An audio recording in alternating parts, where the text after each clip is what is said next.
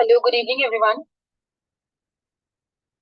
सो देखिए, हम लोग ने अपना मॉड्यूल सी रिसेंटली कवर किया था। मॉड्यूल ए भी हम लोगों ने किया है।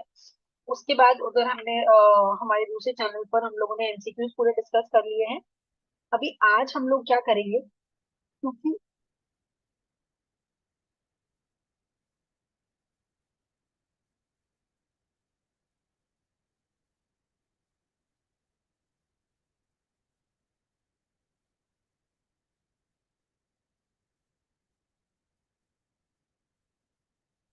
चलिए। सो हम लोग क्या करेंगे, मॉड्यूल डी क्योंकि हमें पता है कि काफी इंपॉर्टेंट है, तो उसको हम कोशिश करेंगे उसके जो चैप्टर्स हैं एटलीस्ट एक बार हम उनको गो थ्रू कर लें। राइट, सिर्फ ऊपर ऊपर से देखेंगे कि ठीक है ये चीजें, इसके अंदर ये सब चीजें हैं और यहाँ से क्वेश्चन पूछा जा सकता है।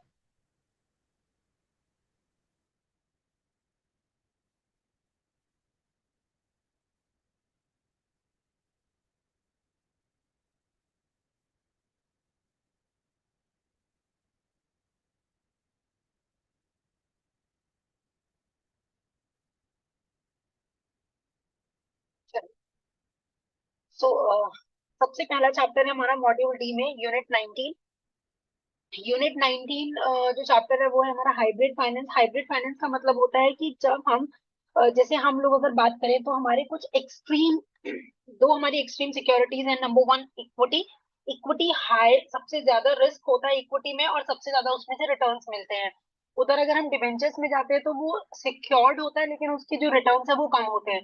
तो ये दो हमारे दो मैक्सिमम एक्सट्रीम है ये हमारे फाइनेंस के, अगर हम देखें इंस्ट्रूमेंट्स में। तो उनके बीच में इन दोनों से कुछ फीचर्स इक्विटी के उठाए, कुछ फीचर्स डिबेंचर्स के उठाए। तो ऐसे हमने कुछ कॉम्बिनेशन या कह लीजिए हाइब्रिड बनाए हैं, वो हम लोगों को इस चैप्टर के अंदर कवर करनी है। सो सबसे पहला जो हाइब्रिड फाइनेंस है वो हमारा होता है प्रेफरेंस शेयर्स। प्रेफरेंस शेयर्स के बारे में हम लोग ऑलरेडी काफी कुछ डिस्कस कर चुके हैं। व्हाट इज हाइब्रिड फाइनेंस में हम लोगों ने 7th चैप्टर में भी डिस्कस किया था। हाइब्रिड फाइनेंस में देखिए क्या होता है कि जो यील्ड्स हैं वो ज्यादा होते हैं और जो मार्केट प्राइस का जो चेंजेस का जो रिस्क होता है वो कम होता है इसमें। और रिस्क एक तरह से क्या हो जाता है, डाइवर्सिफाइड हो जाता है। ठीक है, कि कोई भी एक्सट्रीम लेवल पे नहीं रहता। इसका जो डिसएडवांटेज है वो ये है कि इनका असेसमेंट थोड़ा डिफिकल्ट होता है। टाइप्स ऑफ हाइब्रिड सिक्योरिटीज की अगर हम बात करें तो number one preference shares, number two warrants, number three convertible debentures और bonds, number four foreign exchange, foreign currency convertible bonds और लास्ट में है मेजनाइन फाइनेंसिंग। तो प्रेफरेंस शेयर कैपिटल आप सबको पता है क्या होता है। प्रेफरेंस शेयर कैपिटल हमारा, उसके अंदर कुछ फीचर्स शेयर्स के होते हैं और कुछ फीचर्स उसमें हमारे डिबेंचर्स के होते हैं। शेयर्स के क्या फीचर होते हैं कि इसको भी हम शेयर कैपिटल के अंदर रखते हैं। इसमें हमारा जो पेमेंट है वो आफ्टर टैक्स होती है जैसे कि इक्विटी की होती है। और अगर हम देखें कि इसमें डिबेंचर्स के क्या फीचर है, तो जिस तरह से डिबेंचर में एक परसेंटेज फिक्स्ड होती है रिटर्न्स की, ऐसे ही परसेंटेज हमारी प्रेफरेंस शेयर में भी फिक्स होती है, जबकि इक्विटी में कोई परसेंटेज फिक्स नहीं होती। तो इस तरह से करके जो प्रेफरेंस शेयर है वो हमारा क्या बनता है, कॉम्बिनेशन बनता है हमारे हमारे इक्विटी और डिबेंचर्स का। सो इसके जो फीचर्स है वो देख लेते हैं।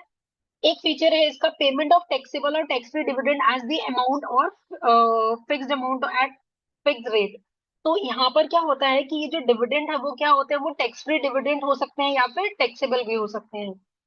जो इसका जो अमाउंट है, जो इसका प्रिंसिपल अमाउंट है उसको वापस किया जाता है।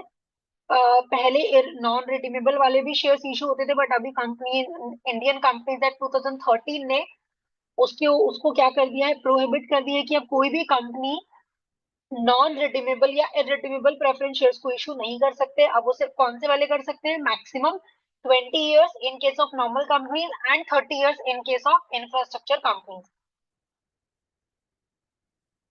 अब इसमें जो इम्पोर्टेंट है उसमें ये सेक्शन जो है ये इम्पोर्टेंट है, देखिए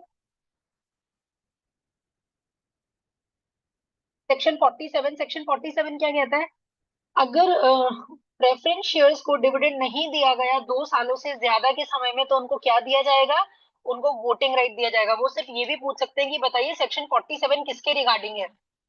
राइट, तो वो ऑप्शंस में देंगे कि voting, voting for preference shares और या फिर अगर डिविडेंड नहीं दिया तो इस तरह से वो आपको बोलेंगे। तो आपको याद रखना है सेक्शन 47 इज अबाउट कि अगर प्रेफरेंस, देखिए नॉर्मली प्रेफरेंस शेयर्स को वोटिंग राइट नहीं मिलता है, राइट, बट अगर उनको डिविडेंड नहीं दिया गया है कॉन्जिक्यूटिवली 2 इयर्स या उससे ज्यादा का अगर समय हो गया है, तो उस केस में फिर उनको क्या दिया जाएगा, राइट टू वोट दिया जाएगा उनको। ठीक है, ये है सेक्शन 47।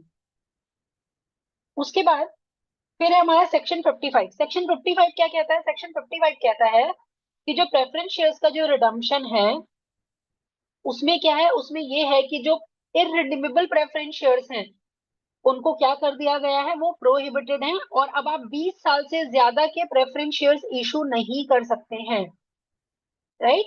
तो सेक्शन 55 क्या कह रहा है? सेक्शन 55 कह रहा है कि प्रेफरेंस शेयर्स का जो रिडम्पशन है बाय अ लिमिटेड कंपनी, वो इररिडीमेबल शेयर्स या फिर आप कह लीजिए non redeemable preference shares are prohibited. और लिमिट कितनी कर दी गई है उनकी? Not exceeding 20 years. ठीक है, from the date of issue, जिस दिन इशू किए हैं उससे 20 साल से ज्यादा का समय नहीं होना चाहिए। लेकिन इसी के साथ परमिट भी किया है preference shares more than 20 years का, for which, for infrastructure projects, not infrastructure companies, याद रखिएगा। इंफ्रास्ट्रक्चर प्रोजेक्ट्स के लिए जो प्रेफरेंस शेयर का जो टाइम पीरियड है, it can be more than 20 years, right. तो सेक्शन 55 में रिडम्पशन के बारे में बोला है कि नॉन रिडीमेबल नहीं इशू कर सकते हैं आप लोग, मैक्सिमम 20 इयर्स तक के ही कर सकते हैं नॉर्मल केसेस में, बट इंफ्रास्ट्रक्चर प्रोजेक्ट्स में आप 20 साल से ज्यादा के समय के लिए कर सकते हैं। सेक्शन 55 रिडम्पशन के बारे में बात किया है। 47 कह रहा है कि अगर आपने इनको 2 साल या उससे ज्यादा के टाइम पीरियड में अगर कंपनी ने इनको डिविडेंड नहीं दिया तो उनको वोटिंग राइट देना पड़ेगा कंपनी को, राइट। क्यूमुलेटिव प्रेफरेंस शेयर्स वो प्रेफरेंस शेयर्स जिनका की जो इनका जो डिविडेंड होगा, वो डिविडेंड इनको रेगुलरली, मतलब हर पीरियड में वो उनके अकाउंट में क्रेडिट नहीं होगा, मतलब उनको नहीं दिया जाएगा, दे कैन नॉट विड्रॉ। वो क्या करेंगे, वो उसको एक्यूमुलेट कर लेंगे, जैसे एफडी के केस में होता है सेम वैसे ही। तो उनको हम बोलते हैं क्यूमुलेटिव प्रेफरेंस शेयर्स, राइट। और इनको क्या बेनिफिट होता है, इसमें स्पेशल बात क्या है?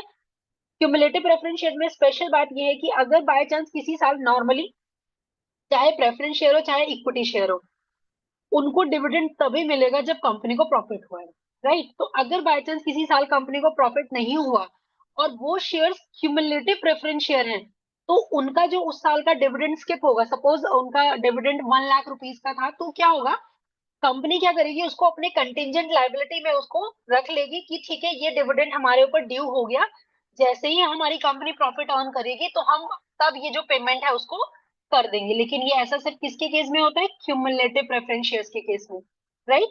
कोई डाउट होगा तो पूछ लीजिएगा। नॉन क्यूमुलेटिव इसी का ऑपोजिट, यहाँ पर क्या होता है कि ठीक है डिविडेंड मिला तो वो तुरंत से वो उस पर्सन के अकाउंट में चले जाता है, सिर्फ प्रिंसिपल अमाउंट ही कंपनी के पास रहता है।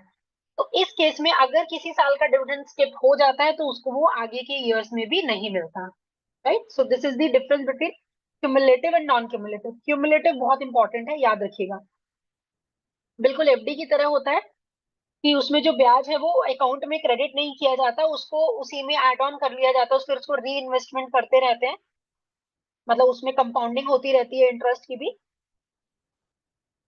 उसके बाद है आपका next participating preference shares. Participating preference shares वो प्रेफरेंस शेयर्स होते हैं जनरली कंपनी में सारे कर्जे चुकाने के बाद अगर कुछ पैसा बच जाता है तो वो इक्विटी वालों का होता है। लेकिन अगर आपकी कंपनी ने पार्टिसिपेटिंग प्रेफरेंस शेयर इशू किए हैं तो उस केस में जो कंपनी है उनको इन वाले प्रेफरेंस शेयर्स, कौन से वाले, जो पार्टिसिपेटिंग प्रेफरेंस शेयर्स है उनको भी हिस्सा देना पड़ेगा और नॉन पार्टिसिपेटिंग को नहीं देना पड़ेगा। उसके बाद आता है redeemable preference shares. Redeemable preference shares का मतलब कि ऐसे प्रेफरेंस शेयर जिनको की एक पर्टिकुलर, एक स्पेसिफाइड पीरियड के बाद उनका जो प्रिंसिपल अमाउंट है वो वापस किया जाएगा, ठीक है। नॉन रिडीमेबल, जिनका पैसा during the tenure of the company, जब तक कंपनी चलेगी, during the life time of the company उसको नहीं वापस किया जाता। अगर बाय चांस कंपनी कभी बंद होती है तो उनका वापस किया जाता है। ऐसे शेयर्स को हम बोलते हैं नॉन रिडीमेबल प्रेफरेंस शेयर्स। लेकिन अब इंडियन कंपनीज को परमिशन नहीं है ऐसे वाले प्रेफरेंस शेयर्स को इशू करने की, राइट। उसके बाद हमारा होता है convertible preference share. Convertible preference, देखिए जहां पर भी कन्वर्टेबल की बात आएगी तो वो उसमें कन्वर्टेबिलिटी किसमें होगी, वो कन्वर्टेबल इक्विटी शेयर्स में, याद रखिएगा। फिर चाहे वो कन्वर्टेबल डिबेंचर्स हो, चाहे वो कन्वर्टेबल प्रेफरेंस शेयर्स हो, तो उनका कन्वर्जन इक्विटी शेयर्स में होगा। तो अगर आपकी कंपनी ने कन्वर्टेबल प्रेफरेंस शेयर इशू किए हैं तो उसमें क्या होगा कि जो होल्डर है उस उन प्रेफरेंस शेयर्स के, उनके पास एक अधिकार है कि वो फ्यूचर में एक समय के बाद जो भी टर्म्स एंड कंडीशंस होंगी तो उसके बाद वो अपने प्रेफरेंस शेयर्स को कन्वर्ट कर सकते हैं इनटू इक्विटी शेयर्स। उसको बोलते हैं कन्वर्टेबल प्रेफरेंस शेयर। और जिनके पास ये राइट नहीं है वो नॉन कन्वर्टेबल प्रेफरेंस शेयर्स की, वो हमेशा प्रेफरेंस शेयर्स ही रहेंगे, उनको कन्वर्ट नहीं कर सकते हम कॉमन स्टॉक या फिर इक्विटी में, राइट। नेक्स्ट केस हमारा होता है adjustable rate preference shares. Adjustable rate preference shares जो है उनको फिक्स डिविडेंड रेट नहीं मिलता। इनको जो डिविडेंड मिलता है वो डिपेंड करता है कि मार्केट में इंटरेस्ट रेट क्या चल रहे हैं। मतलब जैसे कि सपोज इन वाले प्रेफरेंस शेयर्स ने कहा कि आप लोग नॉर्मली प्रेफरेंस शेयर्स को 10% का ब्याज दे रहे हैं, लेकिन आप मुझे 10% का मत दीजिए, आप मुझे मार्केट से मेरा जो इंटरेस्ट रेट है उस डिविडेंड उसको लिंक कर दीजिए। अगर मार्केट में 12% होगा तो मुझे 12% पे दीजिएगा डिविडेंड, अगर 8% होगा तो 8 पे दीजिएगा। तो उसको बोलते हैं adjustable rate preference share, right.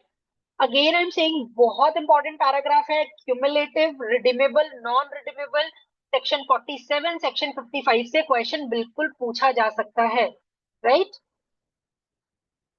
Next, purpose of issuing preference shares. देखिए इसका जो पर्पस है वो ये होता है कि एक तो हम लोग क्या कर सकें, कैपिटल को एक्वायर कर सकें बिना प्राइमरी मार्केट में जाए, ठीक है, बिना आईपीओ वगैरह निकाले। उसके अलावा इसमें और क्या होता है कि आप कह लीजिए कि इसमें हम लोगों को ये भी प्रॉब्लम नहीं रहती है, एक एक पर्टिकुलर पॉइंट ऑफ टाइम के बाद हम क्या करते हैं, उनका जो पैसा है वो वापस कर देते हैं, ठीक है। और अगर सपोज हमें लॉस हुआ है या प्रॉफिट हमारा कम है तो उस केस में हम नहीं भी देंगे उनको पैसा तो चलेगा, जबकि डिवेंचर्स को तो आपको देना ही देना है एनी हाउ, राइट। तो जो प्रेफरेंस शेयर्स है वो एक मोस्ट इंपॉर्टेंट हाइब्रिड सिक्योरिटी है।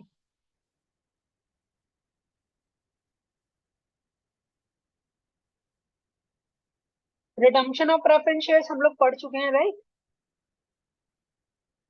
Methods of redemption off fully paid up shares, तो अभी सेक्शन 55 में हमने पढ़ा था ना, क्या पढ़ा था कि जो प्रेफरेंस शेयर्स हैं वो एक सर्टेन पीरियड के बाद क्या होंगे, रिडीम होंगे, और उनका मैक्सिमम पीरियड है 20 ईयर्स, और इन case of infra projects 30 years, या आप कह लीजिए मोर देन 20 ईयर्स। ऐसा कहीं लिखा नहीं है कि 30 ईयर्स है, बट ये है कि 20 ईयर्स से ज्यादा का हो सकता है। तो जो हमारा सेक्शन 55 है वो इस बारे में कहता है कि अगर आप प्रेफरेंस शेयर को रिडीम कर रहे हैं, रिडीम मतलब समझते हैं, उनका आप रीपेमेंट कर रहे हो, उनको आप रीपे कर रहे हैं, ठीक है, जैसे लोन का रीपेमेंट होता है ऐसी प्रेफरेंस और डिबेंचर्स के लिए हम जो टर्म यूज करते हैं वो रिडम्पशन करते हैं। तो सेक्शन 55 कहता है कि अगर आपको रिडम्पशन करना है प्रेफरेंस शेयर्स का तो आपको एक बात ध्यान रखनी होगी, क्या बात, कि आपका जो शेयर होल्डर्स फंड है रिडम्पशन की वजह से वो कम नहीं होना चाहिए। इसको मैं एक एग्जांपल से समझाती हूँ क्योंकि अगर एग्जाम में आया तो फिर आप कंफ्यूज हो सकते हैं। देखिए सपोज मेरे जो इक्विटी शेयर्स हैं, इक्विटी शेयर है मेरे 20 लाख के, प्रेफरेंस शेयर्स है मेरे 15 लाख के, और जो मेरे रिजर्व्स एंड सरप्लस हैं वो है मेरे फॉर एग्जांपल 5 लाख के। तो टोटल कितना हो गया, टोटल हमारा हो गया 40 लाख। तो ये जो 40 लाख है ये है मेरा शेयर होल्डर्स फंड। क्या है, शेयर होल्डर्स फंड बोलते हैं इसको। तो शेयर होल्डर फंड में ये तीन चीजें आती हैं, इक्विटी शेयर्स, प्रेफरेंस शेयर्स और रिजर्व एंड सरप्लस। तो वो ये कह रहे हैं, सेक्शन 55 ये कहता है, एक तो ये वाली बात कहता है कि रिडीम करना है, 20 साल का मैक्सिमम पीरियड है इंफ्रा के लिए, इंफ्रा प्रोजेक्ट्स के लिए मोर देन 20 ईयर्स है। लेकिन उसके साथ साथ एक और बात ध्यान रखनी है, वो ये कि जब भी आप इनका रीपेमेंट करेंगे, जब भी आप इनको पैसा वापस करेंगे, तो आपको ये ध्यान रखना है कि आपका जो ये जो रिजर्व, ये वाला आपका शेयर होल्डर फंड है, इसकी जो अमाउंट है वो 40 लाख या जो भी उसकी अमाउंट होगी उससे कम नहीं होनी चाहिए। तो फिर हम क्या करेंगे, फिर हम ये, हमारे पास क्या ऑप्शन है, फिर हमारे पास ऑप्शन है या तो हम नए शेयर्स इशू कर दें, राइट, या फिर हम क्या करें, जो प्रॉफिट्स हैं डिस्ट्रीब्यूटेबल प्रॉफिट है उनको हम अपने पास रख लें और उसको कैपिटल रिडम्पशन रिजर्व में ट्रांसफर कर दें। मतलब सपोज हमें 5 लाख के प्रेफरेंस शेयर हमें रिडीम करने हैं, 5 लाख वालों को हमें पेमेंट करनी है। तो हम क्या कर सकते हैं, सपोज इस साल कंपनी को प्रॉफिट हुआ 5 लाख का ही प्रॉफिट हुआ, तो वो जो 5 लाख रुपए है वो हम फिर किसी को नहीं देंगे, उस पैसे को हम इधर रिजर्व एंड सरप्लस में ट्रांसफर कर लेंगे। राइट, उसको बोलते हैं सीआरआर अकाउंट में ट्रांसफर कर लेंगे, कैपिटल रिडम्पशन अकाउंट। तो सीधी सी बात ये है कि ये जो टोटल है वो 40 लाख से कम नहीं होना चाहिए, और अगर आप रिडीम कर रहे हैं, उनका पैसा वापस कर रहे हैं, तो आपको ये इंश्योर करना है कि ये जो अमाउंट है वो बिल्कुल वैसी ही रहे जैसा कि रिडम्पशन से पहले थी, दैट इज 40 लाख। तो आप क्या कर सकते हैं, आप नए शेयर्स इशू कर दीजिए, है ना। आप जितने 5 लाख के अगर आप रिडीम करें तो 5 लाख के नए शेयर्स इशू कर दीजिए, उधर से पैसा आएगा, इनका वापस कर दीजिएगा। राइट, या फिर आप कैपिटल रिडम्पशन रिजर्व अकाउंट में आप पैसा ट्रांसफर कर लीजिए अपने प्रॉफिट्स में से। तो ये तरीके हैं प्रेफरेंस शेयर को रिडीम करने के। और ऐसा किस लिए किया जाता है, ऐसा इसलिए किया जाता है to safeguard the interest of outsiders who are to be paid before the redemption of preference share. ऐसा क्यों किया जाता है, आप लोगों को ये बात ऑलरेडी पता है। सबसे पहले जब कंपनी बंद होती है तो सबसे पहला पेमेंट किसको किया जाता है, जो सिक्योर्ड हमारे डेटर्स होते हैं, जैसे कि हमारे बैंक के टर्म लोन्स हो गए, हमारे डिबेंचर्स हो गए, बॉन्ड्स हो गए, तो सबसे पहले इनको पेमेंट की जाती है। तो अगर अब वो लोग हमें जो कर्जा देते हैं ना, वो हमारा शेयर होल्डर फंड देख कर देते हैं कि अच्छा इनके पास 40 लाख रुपए हैं, तो चलिए हम इनको 20 लाख रुपए इनको लोन दे सकते हैं, क्योंकि अगर कंपनी डूबी तो हमारा पैसा तो पहले हमें ही मिलेगा ना, इस 40 में से हमें 20 मिल जाएगा आराम से। राइट, तो इस भरोसे पे और इस सिचुएशन के साथ वो हमें कर्जा देते हैं। लेकिन अगर हम इसी वैल्यू को डाउन कर देंगे तो क्या होगा, उससे जो आउटसाइडर्स हैं उनका जो इंटरेस्ट है वो आप कह लीजिए कि वो हैम्पर करेगा। तो इसलिए ऐसा नहीं किया जा सकता। आपको ये जो टोटल अमाउंट है, ये जो टोटल फिगर है आपकी, इसको आपको मेंटेन रखना है। राइट, उसको मेंटेन करने का तरीका मैंने आपको बता दिया। या तो आप एक रिजर्व अकाउंट के अंदर ट्रांसफर करके दिखा दीजिए पैसा, या फिर आप क्या कीजिए, नए शेयर्स इशू कर दीजिए। राइट, उसके बाद फिर हमारा आता है perpetual non cumulative preference shares. तो नॉर्मली नॉर्मली इंडियन कंपनीज को अलाउड नहीं है कि वो रिडीमेबल इररिडीमेबल प्रेफरेंस शेयर्स को इशू कर सकें।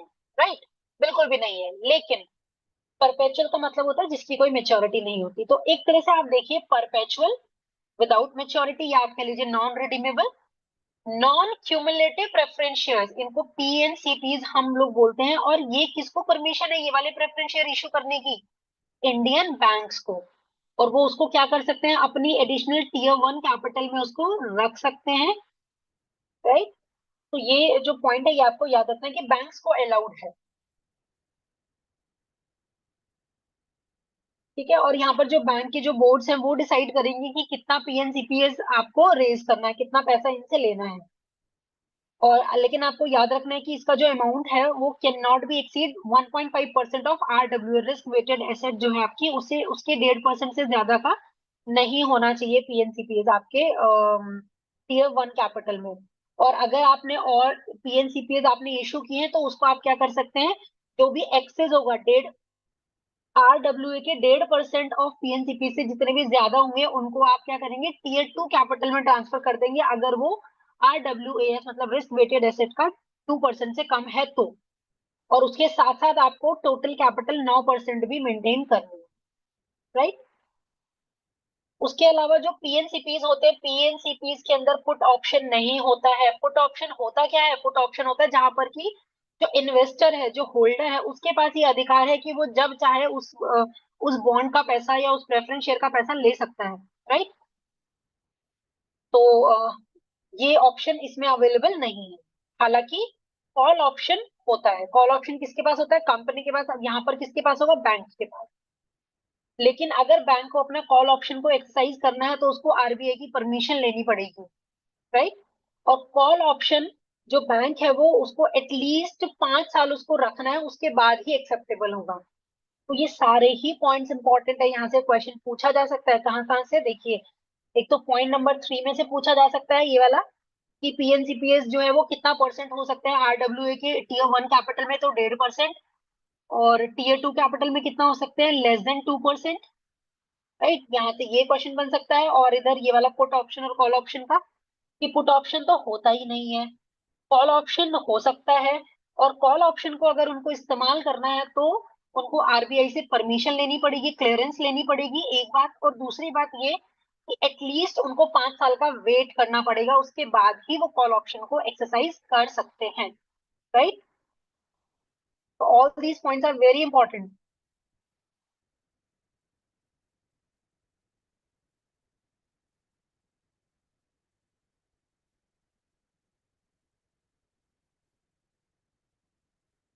उसके बाद एक ये है आपका, जो फिर हमारे फॉरेन इंस्टीट्यूशन इन्वेस्टर्स जो हैं और एनआरआईज हैं, वो भी इन्वेस्ट कर सकते हैं हमारे इसमें, लेकिन कितना, up to 49% and 24% of the issue.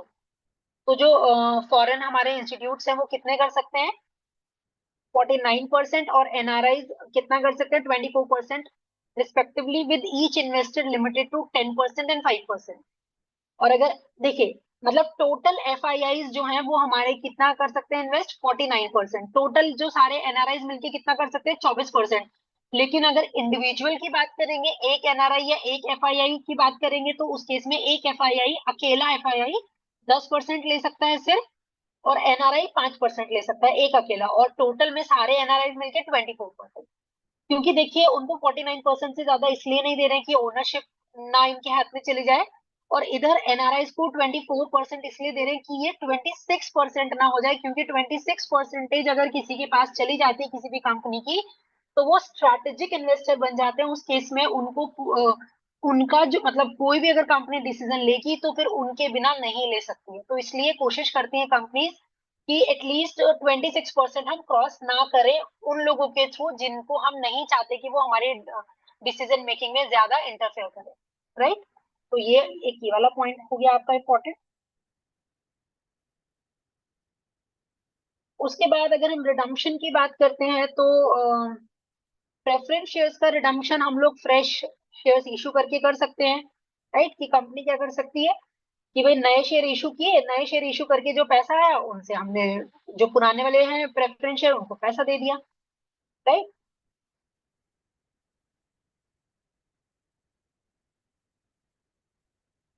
उसके अलावा एक पॉइंट ये है कि अब ऐसा हो सकता है कि जो नए शेयर्स हैं वो अगर हमारे प्रीमियम पर इशू हो गए, मतलब उनसे ज्यादा पैसा आ गया, सपोज हमें रिडीम करना है 5 लाख रुपए, तो हमने 5 लाख के नए शेयर्स इशू कर दिए, लेकिन क्या हुआ, 5,10,000 रुपए हमारे पास आ गए, 10,000 रुपए सपोज हमारे पास प्रीमियम के आ गए। तो इस प्रीमियम को हम लोग कहाँ यूटिलाइज कर सकते हैं, नंबर वन, बोनस शेयर्स के लिए। नंबर टू, जो हमारे प्रीलिमिनरी एक्सपेंसेस है उनको राइट ऑफ करने के लिए। उसके अलावा एक्सपेंसेस या कमीशन वगैरह जो भी हमने खर्चे किए हैं अपनी सिक्योरिटीज को इशू करते समय, उनके लिए इस्तेमाल कर सकते हैं। प्रेफरेंस शेयर या डिवेंचर्स को रिडीम करने के लिए इस्तेमाल कर सकते हैं, और अपने खुद के शेयर्स और सिक्योरिटीज को खरीदने के लिए इस्तेमाल कर सकते हैं। इसको बोलते हैं buyback of shares. Right, so ये पॉइंट्स इंपॉर्टेंट है।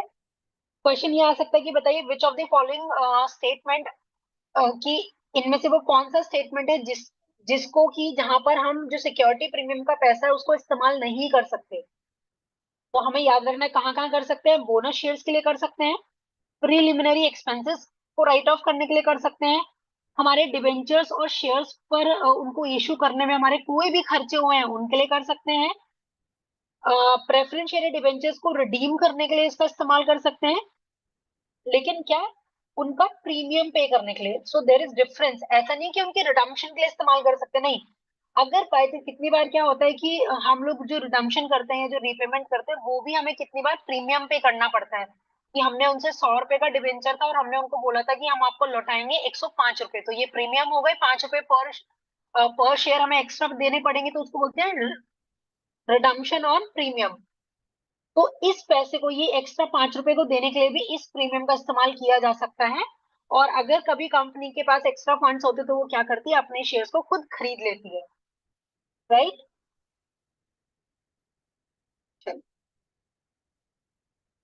फिर हमारा आता है वारंट्स। वारंट्स के बारे में ज्यादा नहीं पढ़ेंगे, वारंट्स क्योंकि प्रेफरेंस शेयर बहुत इंपॉर्टेंट है। आप मानकर चलिए 5 से 6 क्वेश्चन प्रेफरेंस शेयर से जरूर आएंगे। ठीक है, तो हर एंगल से क्वेश्चन पूछेंगे प्रेफरेंस शेयर का। उसके बाद वारंट क्या होता है, देखिए वारंट सीधा सीधा हमारे जो एक तरह से ये क्या होता है, ये कूपन होते हैं, ठीक है। जैसे हम लोग शॉपिंग करने जाते हैं तो हम लोगों को शॉपकीपर कूपन दे देते हैं कि आप जब अपना नेक्स्ट परचेज करेंगे हमारे स्टोर से, तो उस समय आपके ये जो कूपन है ये रिडीम हो जाएंगे। सो इस तरह का ही कुछ अरेंजमेंट कंपनीज करती हैं। सपोज कंपनी ने क्या किया, कंपनी ने अपने कुछ कूपन्स निकाले, कुछ वारंट्स निकाले, और कंपनी ने बोला कि ये हमारी कंपनी के कूपन्स हैं, अगर आप इनको अभी खरीद लेते हो तो बाद में हमारा जो आईपीओ आएगा, वो आईपीओ सपोज उसमें हमारा प्राइस जो होगा वो होगा सपोज 120 रुपीज, लेकिन अगर आप हमारा वारंट ले लेते हो तो यही शेयर आपको 60 रुपीज में मिल जाएगा। तो अगर आप 60 रुपए के प्री डिटरमाइंड रेट पर अगर आप हमारे शेयर्स परचेज करना चाहते हैं, तो आप हमें जो भी उनकी अमाउंट होगी वो 5 रुपए पर शेयर या पर वारंट के हिसाब से आपसे ले लेंगे।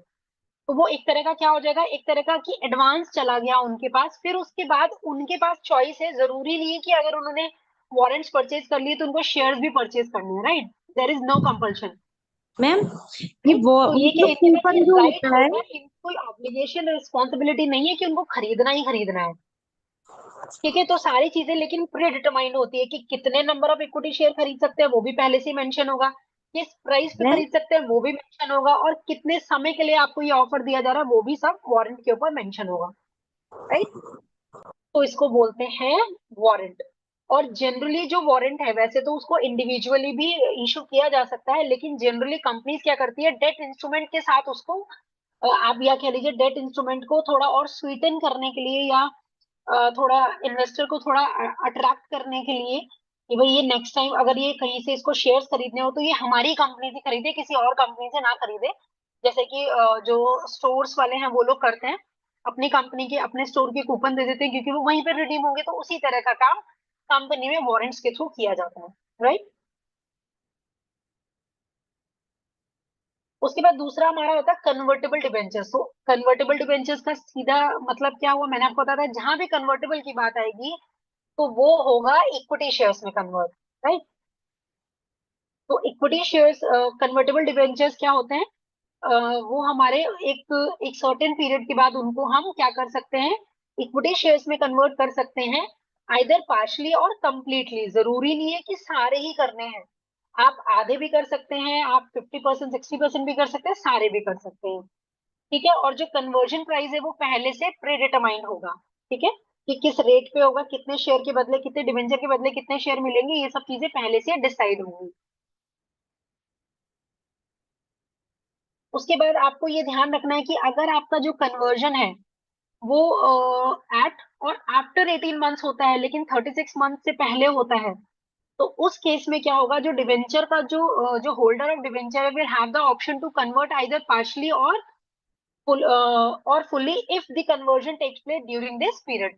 तो अगर आपका जो कन्वर्जन है वो 18 मंथ्स से 36 मंथ्स के बीच में अगर हो रहा है, ठीक है, 18 महीने से 36 महीने के बीच में अगर हो रहा है, तो उस केस में डिवेंचर के पास क्या ऑप्शन है, डिवेंचर होल्डर के पास ऑप्शन है कि वो कन्वर्ट करा सकते हैं या तो पार्शली या फिर फुल्ली, राइट। उसके अलावा जो कन्वर्जन ड्यूरेशन है उसमें पुट और कॉल ऑप्शन भी उसमें हो सकते हैं, लेकिन अगर ये जो ऑप्शन है, ये जो कन्वर्जन ड्यूरेशन है वो अगर 36 मंथ्स हो गई तो फिर ये अप्रूव नहीं होंगे, राइट। और फुल्ली कन्वर्टेबल डिबेंचर का ऑप्शन कब मिलेगा, जब हमारा 18 मंथ से ज्यादा होगा, right. There is mandatory requirement for a credit rating, it is obvious this SEBI guidelines now are. अब इसमें ना ये 3 केसेस दिए हुए हैं, हालांकि इतने इंपॉर्टेंट नहीं है, पर देखिए डिबेंचर्स जो है वो ऑटोमेटिकली कन्वर्ट हो जाएंगे and have a conversion provision that takes after 18 month. तो 18 महीने बाद वो अपने आप कन्वर्ट हो जाएंगे, एक तरीका, मतलब एक फॉर्म हमारा ये होता है। तो कोई से भी कंपनी की चॉइस है, कंपनी ने कौन से वाले डिवेंचर्स को इशू किया है वो डिपेंड करता है। तो अगर उन्होंने ये वाले किए हैं तो ये 18 महीने के बाद अपने आप ऑटोमेटिकली कन्वर्ट हो जाएंगे।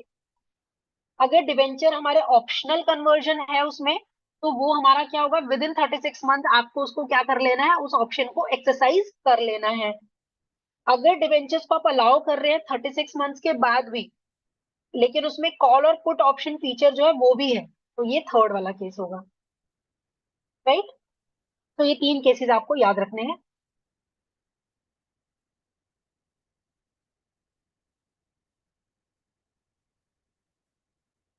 उसके बाद देखिए ये क्या किया था ना इन्होंने, ये इसका फॉर्मूला पूछा था I think black stones model का।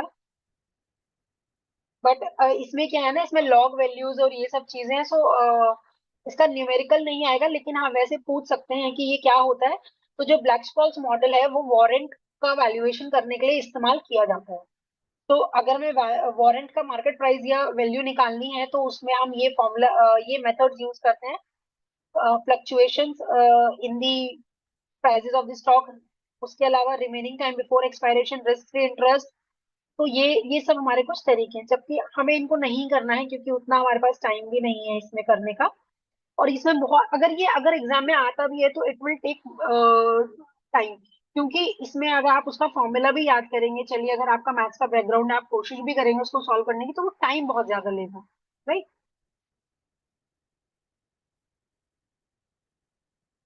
उसके अलावा इसमें है हमारा, देखिए कन्वर्जन रेट वाला देख लीजिए। कन्वर्जन रेट का मतलब होता है कि कितने शेयर्स के, मतलब कितने, एक डिबेंचर में आपके कितने नंबर ऑफ इक्विटी शेयर्स आपको मिल सकते हैं, मतलब एक डिबेंचर के बदले आपको कितने नंबर ऑफ इक्विटी शेयर मिलते हैं, उसको बोलते हैं कन्वर्जन रेशियो।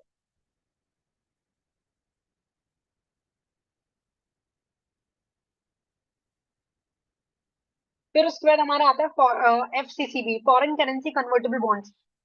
ये क्या होते हैं हमारे फॉरेन करेंसी कन्वर्टेबल बॉन्ड? ये ऐसे बॉन्ड होते हैं जिनको की इशू किया जाता है होम करेंसी के अलावा दूसरी करेंसी में, राइट। मतलब इन शॉर्ट, ऐसे बॉन्ड्स, ऐसे डिबेंचर्स जिनको कि हम फॉरेन करेंसी में इशू कर रहे हैं, तो उसको बोलते हैं एफसीसीबी, फॉरेन करेंसी कन्वर्टेबल बॉन्ड्स। तो ये क्या है, ये भी एक तरह से हाइब्रिड है। किसका हाइब्रिड है? वही डेट और इक्विटी का हाइब्रिड है। यहाँ पर जो होल्डर है उसको रेगुलर कूपन मिलता है और उसको प्रिंसिपल पेमेंट मिलता है at the end of the maturity. लेकिन उसके साथ साथ इनके पास क्या है, इनके पास ऑप्शन भी है कि वो बाद में उसको कन्वर्ट कर सकते हैं इनटू इक्विटी शेयर्स। तो एफसीसीबीज क्या हुए? एफसीसीबीज ऐसे बॉन्ड्स हुए जिनको कि फॉरेन करेंसी में इशू किया जाता है, और होल्डर के पास ऑप्शन होता है, उसको क्या मिलता है? रेगुलर कूपन मिलता है। कूपन का मतलब यहाँ पर होता है ब्याज। तो उनको रेगुलर ब्याज मिलता है और प्रिंसिपल पेमेंट मिलती है बाद में। और उसके साथ साथ उनको ऑप्शन भी मिलता है कि वो चाहे तो उसको इक्विटी शेयर्स में कन्वर्ट कर सकते हैं। और जो उनका जो कन्वर्जन रेट है, अगेन वो पहले से ही टर्म्स ऑफ इशू में क्लियरली मेंशन होगा।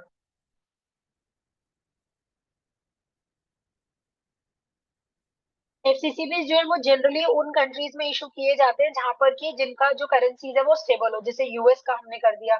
तो जहां पर कि इंटरेस्ट रेट कम हो और उनका जो उनकी जो करेंसी है वो स्टेबल हो, तो ऐसी जगह पर हम करते हैं। क्यों? क्योंकि उससे हमें ज्यादा अच्छे रिटर्न्स मिलते हैं, राइट। और इसके जो कुछ एग्जांपल्स हैं, जैसे ये प्लेन वनीला बॉन्ड्स, ये सब हमारे इस तरह के ऑप्शंस हैं। उसके बाद हमारा लास्ट आता है मेज़ानाइन फाइनेंसिंग। मेज़ानाइन फाइनेंसिंग हमारी क्या होती है? ये भी एक तरह का हाइब्रिड टाइप ऑफ लोन होता है। यहाँ पर जो बैंक्स हैं वो लोन देते हैं किसी पर्सन को, और उसके साथ साथ उसमें ये कंडीशन होती है कि अगर इस लोन में या इस डेट में अगर डिफॉल्ट हुआ, तो उस केस में जो बैंक है या जो भी कोई लेंडर है उसको क्या मिल जाएगा बदले में? उस कंपनी की इक्विटी मिल जाएगी, राइट। तो यहाँ पर क्या होता है? It gives the lender the right to convert debt into equity of the company in case of default. तो अगर उसने लोन लिया और टाइम पर लौटा दिया, तब तो आपको नहीं मिलेगी उसकी इक्विटी का में कन्वर्ट करने का ऑप्शन। लेकिन अगर उसने डिफॉल्ट किया तब आपको राइट है कि आप वो जो डेट है उसको इक्विटी में कन्वर्ट कर सकते हैं, राइट। तो मेज़ानाइन फाइनेंसिंग क्लियर हो गया क्या होता है? तो एक तरह का ये अनसिक्योर्ड डेट हुआ। उसके बाद फिर हमारा इनोवेटिव हाइब्रिड्स हैं। सो इसके कुछ एग्जांपल्स दिए हैं, इनको जस्ट एक बार आप रीड कर लीजिएगा, वैसे इतना जरूरी नहीं है, सिर्फ ऐसे नॉर्मल एग्जांपल्स दिए हैं, राइट। सो ये हमारा चैप्टर खत्म हो गया है। यस मीनाक्षी मैम, कूपन को इंटरेस्ट भी कहते हैं।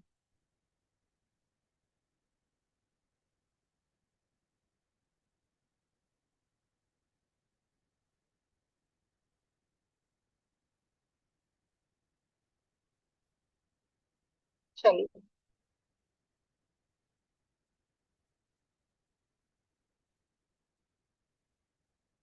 तो नेक्स्ट चैप्टर है हमारा chapter number 20, that is startup finance. Startup finance again very important chapter, specially इसमें जो स्कीम्स हैं वो बहुत इंपॉर्टेंट है।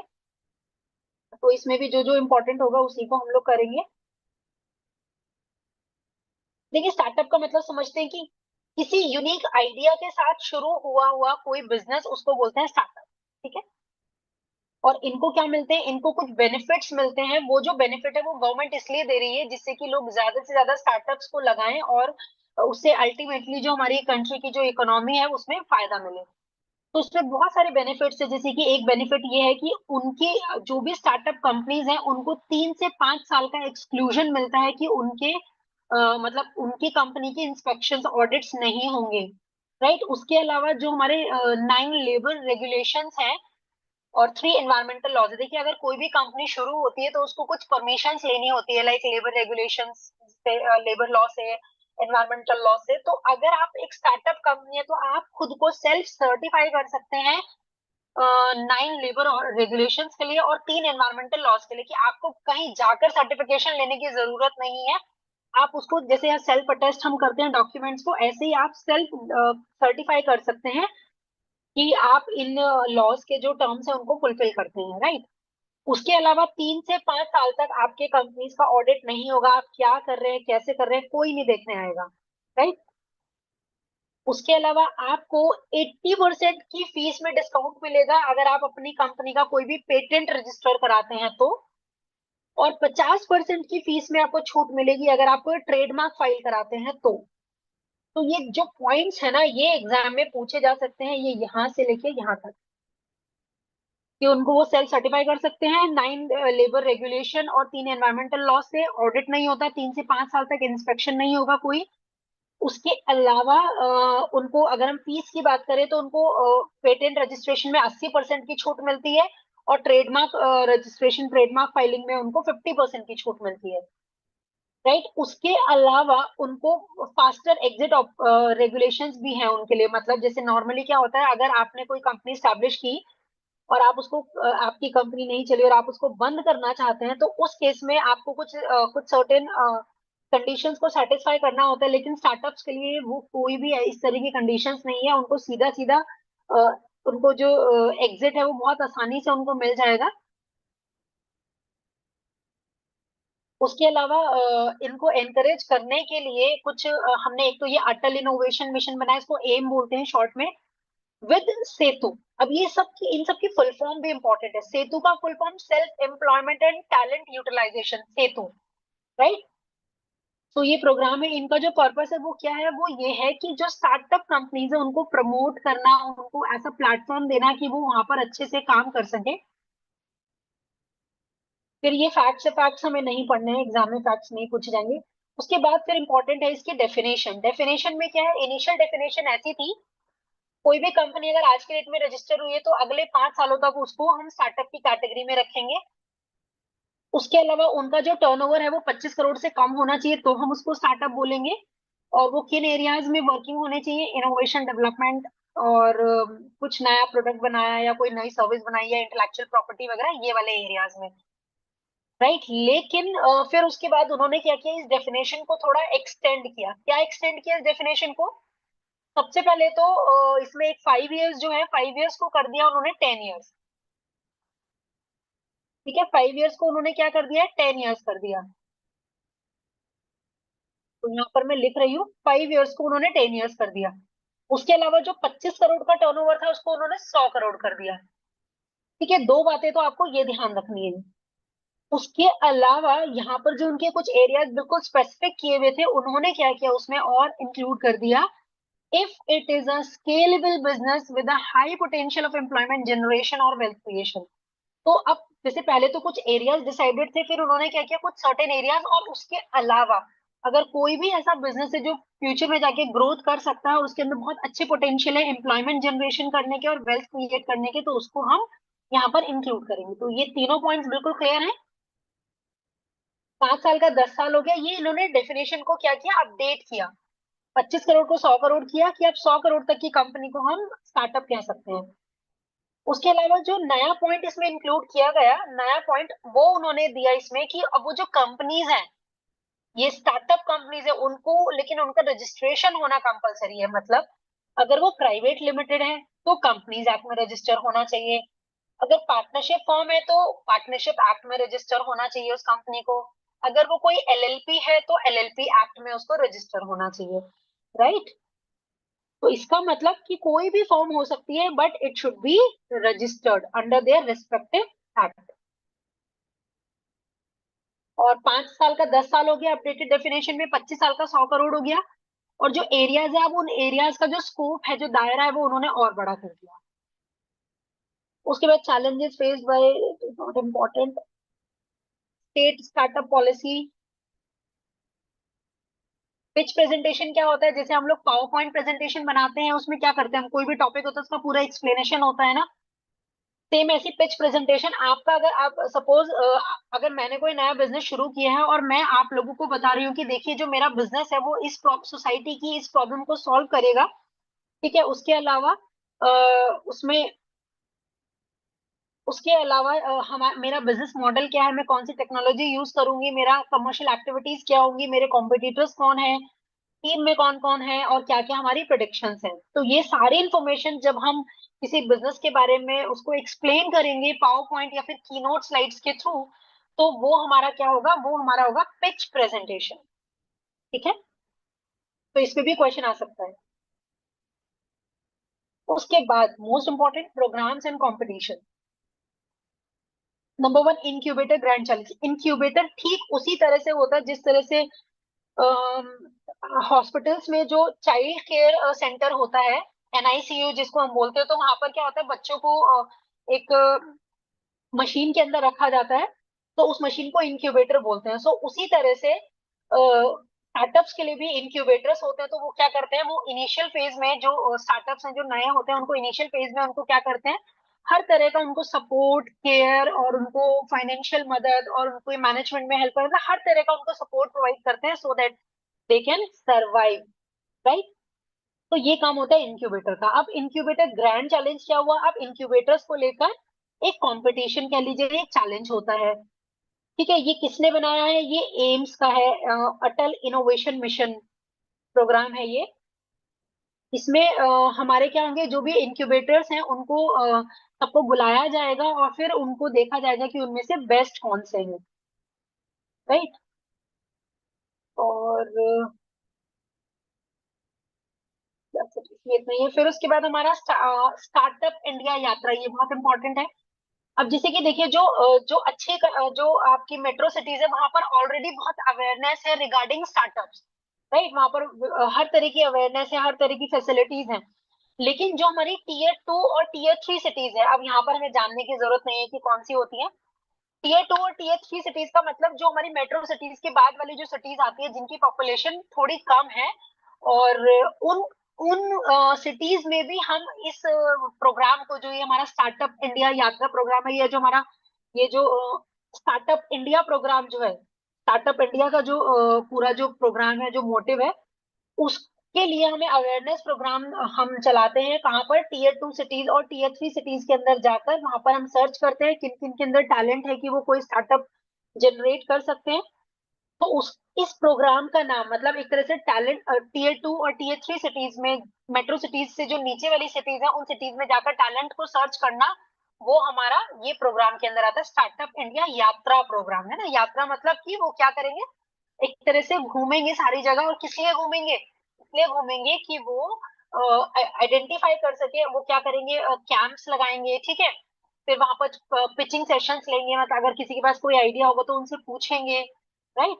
और ये जो स्टार्टअप इंडिया यात्रा है वो 23 स्टेट्स में हो चुकी है, 220 डिस्ट्रिक्ट में हो चुकी है। हालांकि ये फैक्ट्स हमें याद नहीं रखने हैं, बट जस्ट एन आइडिया।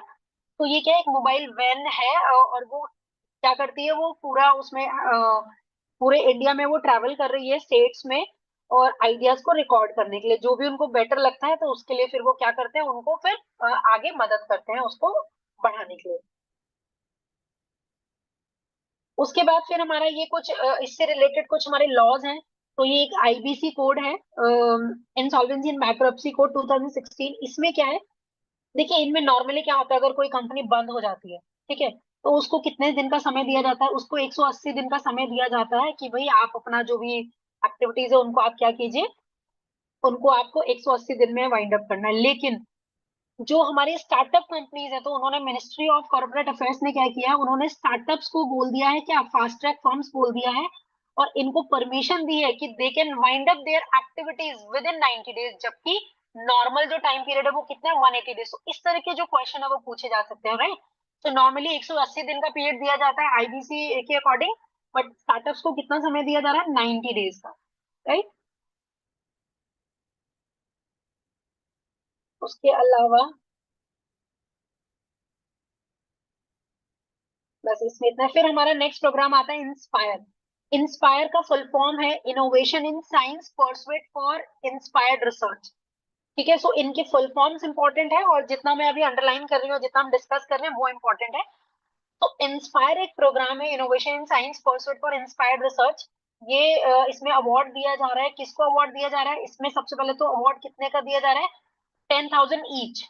ठीक है, और ये दिया किसको जा रहा है, 10 साल से 15 साल के बच्चों को, स्कूल के बच्चों को दिया जा रहा है, जो कि 6 से लेके 10th क्लास तक में अभी हैं।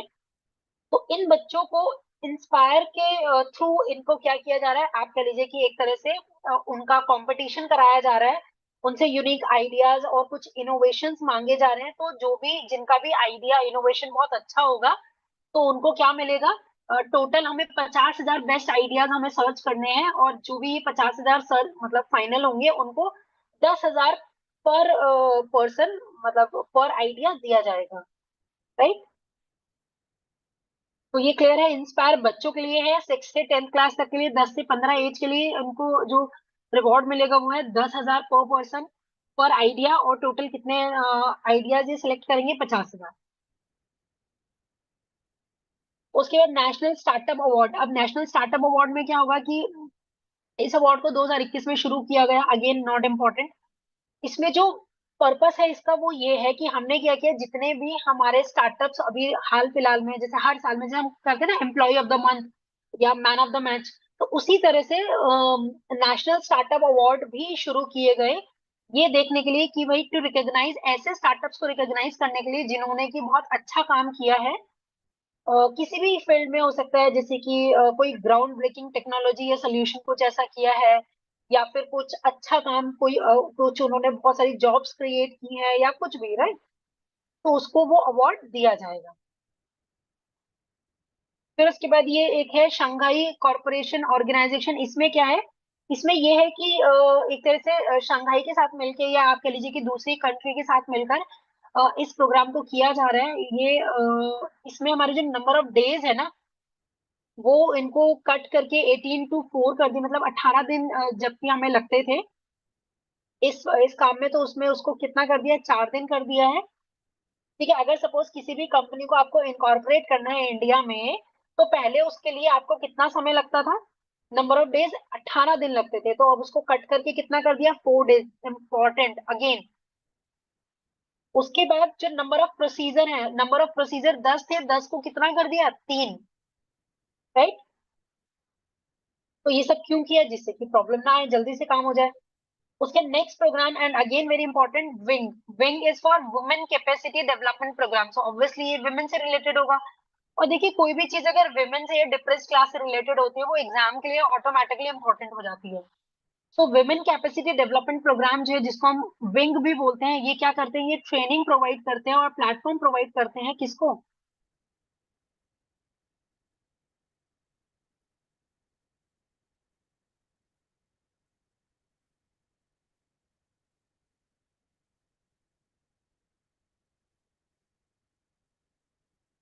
तो इसमें क्या करेंगे, ट्रेनिंग देंगे और प्लेटफॉर्म प्रोवाइड करेंगे ऐसे बिजनेसेस को जिनको कि वुमेन लेड कर रही हैं, जिन बिजनेस को वुमेन चला रही हैं, उस बिजनेस को मतलब उन लेडीज को, उन वुमेन को प्लेटफॉर्म और ट्रेनिंग प्रोवाइड किया जाएगा। सो बहुत सारी 21 कैपेसिटी डेवलपमेंट वर्कशॉप्स कराई गई 9 डिफरेंट स्टेट्स में।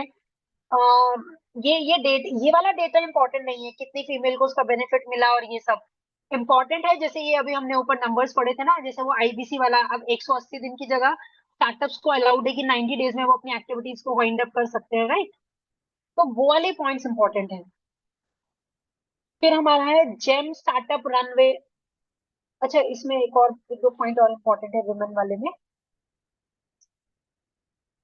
इसमें हमारा क्या है कि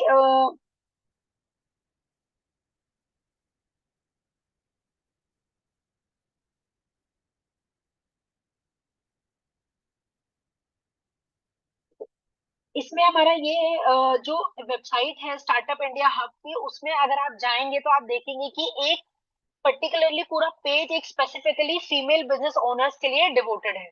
तो ये पॉइंट इंपॉर्टेंट है, पूछा जा सकता है। उसके बाद फिर हमारा आता है जेम स्टार्टअप रनवे। सो जेम स्टार्टअप रनवे क्या हुआ, इसको बोलते हैं गवर्नमेंट ई मार्केट। तो गवर्नमेंट का जो ई मार्केट प्लेस है, जिसको हम जेम भी बोलते हैं, तो यहाँ पर क्या हो रहा है, यहाँ पर जो नए लोग हैं, जो नए स्टार्टअप्स हैं, उनको एक तरह से गवर्नमेंट क्या कर रही है, थोड़े समय के लिए उनको एक प्लेटफॉर्म, उनको अपना प्लेटफॉर्म दे रही है। क्योंकि देखिए, अगर कोई नया बिजनेस है तो जनरली उसको उसके ऊपर मार्केट में एकदम से कोई ट्रस्ट नहीं करता। लेकिन अगर वो गवर्नमेंट के पोर्टल से अगर बेचेगा तो उसपे सब ट्रस्ट करेंगे, राइट। तो जो जेम एंटरप्रेन्योरियल रनवे है, उसको क्या किया है कि वहां पर जो स्टार्टअप्स हैं वो क्या कर सकते हैं, वो अपनी शॉप को सेटअप कर सकते हैं और अपना जो सामान है उसको वहां पर बेच सकते हैं। इसके लिए स्वायत्त प्रोग्राम चलाया है। अब स्वायत्त की फुल फॉर्म भी याद रखनी है, startups women and youth advantage. Youth advantage through E transaction.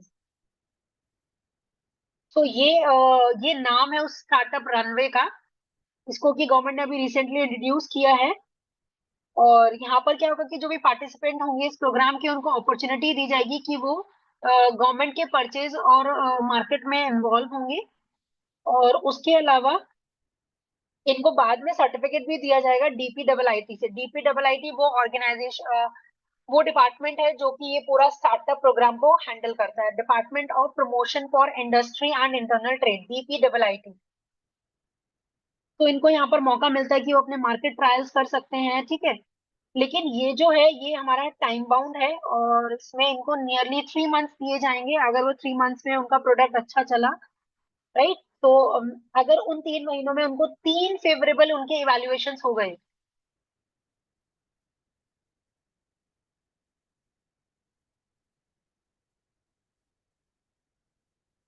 तो अगर उनके 3 महीने में 3 फेवरेबल उनके अगर इवेल्युएशन हो गए, तो उनको क्या कर दिया जाएगा, उनको फुल टाइम सेलर बना लिया जाएगा उस प्लेटफॉर्म पर, ठीक है। उसके बाद इनोवेशन जोन जो है वो हमारे किसके लिए रिलेटेड है, जैसे कि सपोज आपने कोई ऐसा काम किया है जिससे कि मतलब आपका जो स्टार्टअप है उससे quality of life of citizens improve हो रही है, ठीक है। या फिर आप कह लीजिए कोई कुछ भी, मतलब ऐसा उन्होंने कुछ किया है कि overall quality of life improve हो, तो ये हमारा इनोवेशन जोन के अंदर आता है, राइट। कि आपने कुछ भी इन एरिया से related, sanitation, cleanliness, health, trash, water taxation, traffic enforcement, तो ये सब हमारा इनोवेशन जोन में आता है। अगर आपने इनमें से कोई भी एरिया में अगर आपने काम किया है तो आपको इनोवेशन जोन के अंदर आपको कुछ बेनिफिट्स दिए जाएंगे। उसके स्टेट स्टार्टअप रैंकिंग, ऑब्वियसली इसमें क्या होगा, इसमें ये होगा कि जो स्टेट्स हैं, स्टेट्स के स्टेट वाइज जो स्टार्टअप्स हैं उनको रैंकिंग दी जाएगी, कौन बेस्ट है, कौन बेटर है, राइट। Startup India showcase. अब शोकेस का मतलब हमें क्या करना है, दिखाना है। क्या दिखाना है, हमारा जो स्टार्टअप है उसके बारे में हमें बताना है। तो यहाँ पे क्या किया है, India startup scene was are featured in the form of virtual profile. आपकी क्रिएट होगी कहाँ पर, स्टार्टअप इंडिया शोकेस में। It was launch on 16 January 2016, right. तो वहां पर क्या होगा, आपका जो बिजनेस है उसको शोकेस किया जाएगा, जैसे आपको उस वेबसाइट पे दिखाया जाएगा कि भाई ये स्टार्टअप है, पर्टिकुलरली ये इस फील्ड का है, राइट। इस तरह से तो वो हमारा इंडिया शोकेस प्रोग्राम है। उसके बाद digital demo day. Digital demo day जो है वो एक तरह का कॉन्फ्रेंस है and display for new technology companies who are just getting started in Germany. तो जो डिजिटल डेमो डे है उसमें क्या किया जाएगा, एक कॉन्फ्रेंस होगी और वहां पर आपको वर्चुअली, वर्चुअल रियलिटी और ऑगमेंटेड रियलिटी के थ्रू और इंटरनेट ऑफ थिंग्स और साइबर सिक्योरिटी, ये सब के थ्रू आपको वहां पर, मतलब जर्मनी में जो भी रिसेंटली हाल फिलहाल में जो टेक्नोलॉजी स्टार्ट हुई है, टेक्नोलॉजी कंपनी स्टार्ट हुई है, उनको आपको डिस्प्ले किया जाएगा इन इन एरियाज में, जैसे रोबोटिक्स हो गए, ड्रोन्स हो गए, ये सब। एनिमल हस्बेंड्री स्टार्टअप ये किसके लिए होगा, ये एनिमल हस्बेंड्री बिजनेसेस में अगर आपने कुछ भी इनोवेटिव किया है तो आपको यहाँ पर आपको प्राइज मिलेगा। आयुष्मान पीएमजेएवाई जो है, इसमें क्या होगा, ये हमारा हॉस्पिटल सर्विसेज से रिलेटेड है। अगर आपने in the field of medical service अगर आपने कुछ भी किया है, डिजिटल हेल्थ या कुछ भी आपने किया है, तो आपको Ayushman PMJAY startup grand challenge में आप पार्टिसिपेट करेंगे, और अगर आपका सबसे बेस्ट हुआ तो आपको अवार्ड दिया जाएगा। टेक्सटाइल ग्रैंड चैलेंज जो है वो किससे रिलेटेड होगा, वो हमारा टेक्सटाइल इंडस्ट्री से रिलेटेड होगा, ग्लोबल टेक्सटाइल और क्लोथिंग मैन्युफैक्चरिंग इंडस्ट्री से रिलेटेड। उसके बाद इनोवेशन चैलेंज जो है ये हमारा है portable device for water quality testing. अगर आपने वाटर क्वालिटी टेस्टिंग के लिए कोई पोर्टेबल डिवाइस अगर आपने बनाई है, तो आपको इनोवेशन चैलेंज के अंदर आपको रिकॉग्नाइज किया जाएगा। और ये जो चैलेंज है, ये हुआ है नेशनल जल जीवन मिशन NJJM के साथ मिलके, with department of drinking and water and information technology, इनके साथ मिलके। MNRE स्टार्टअप, MNRE जो है वो हमारा किसके लिए है, ministry of new and renewable energy. तो ऑब्वियसली इसमें क्या होगा, इसमें हमारी होंगी, अगर आप कार्बन एमिशन को कम करने का आपके पास कोई स्टार्टअप कोई आइडिया कुछ है, तो आपको इस चैलेंज में आप पार्टिसिपेट कर सकते हैं। उसके अलावा single use plastic international challenge, अगर आपके पास कोई ऐसा आइडिया है जिससे कि आप सिंगल यूज प्लास्टिक को कुछ उसके लिए तो रिसाइकिल कर सकते हो या कुछ कर सकते हो, तो आप इस पार्टिसिपेशन में आप जाएंगे।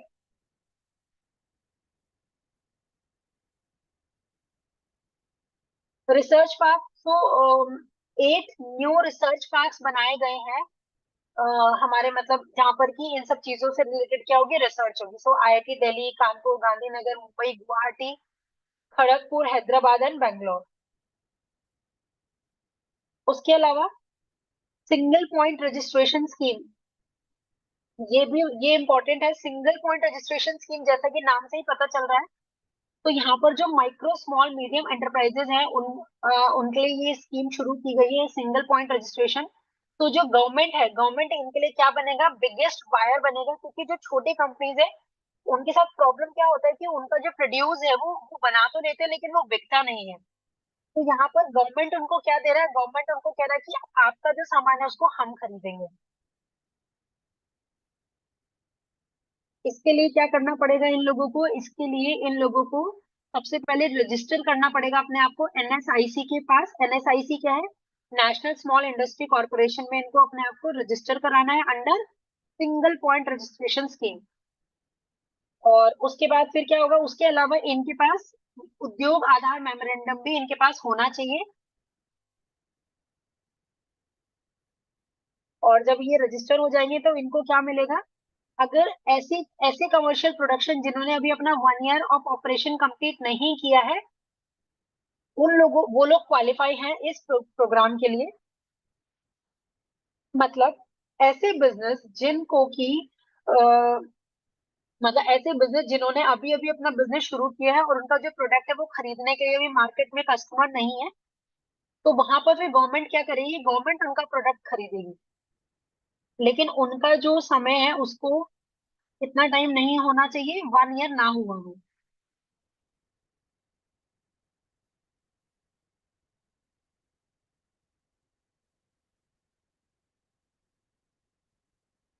फिर ये हमारा एक्स्ट्रा मुराल रिसर्च है, ये हमारा वो रिसर्च से रिलेटेड है साइंस एंड टेक्नोलॉजी के फील्ड में। तो अगर आप ये मुराल रिसर्च करते हैं तो आपको फंडिंग मिलेगी गवर्नमेंट के थ्रू। उसके बाद tax exemption, very important, this is very very important.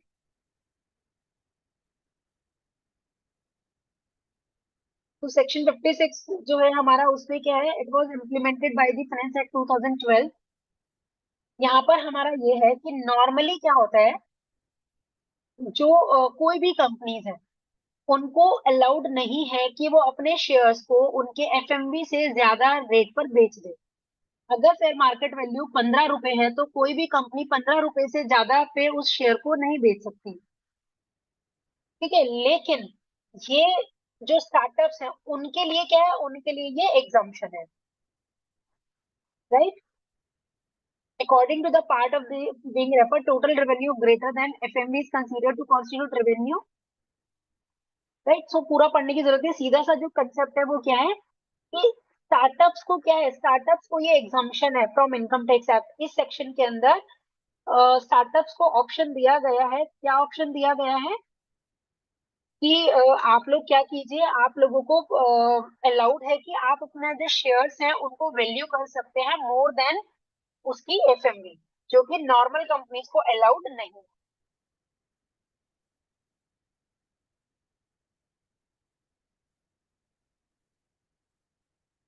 उसके बाद है हमारा ईसॉप।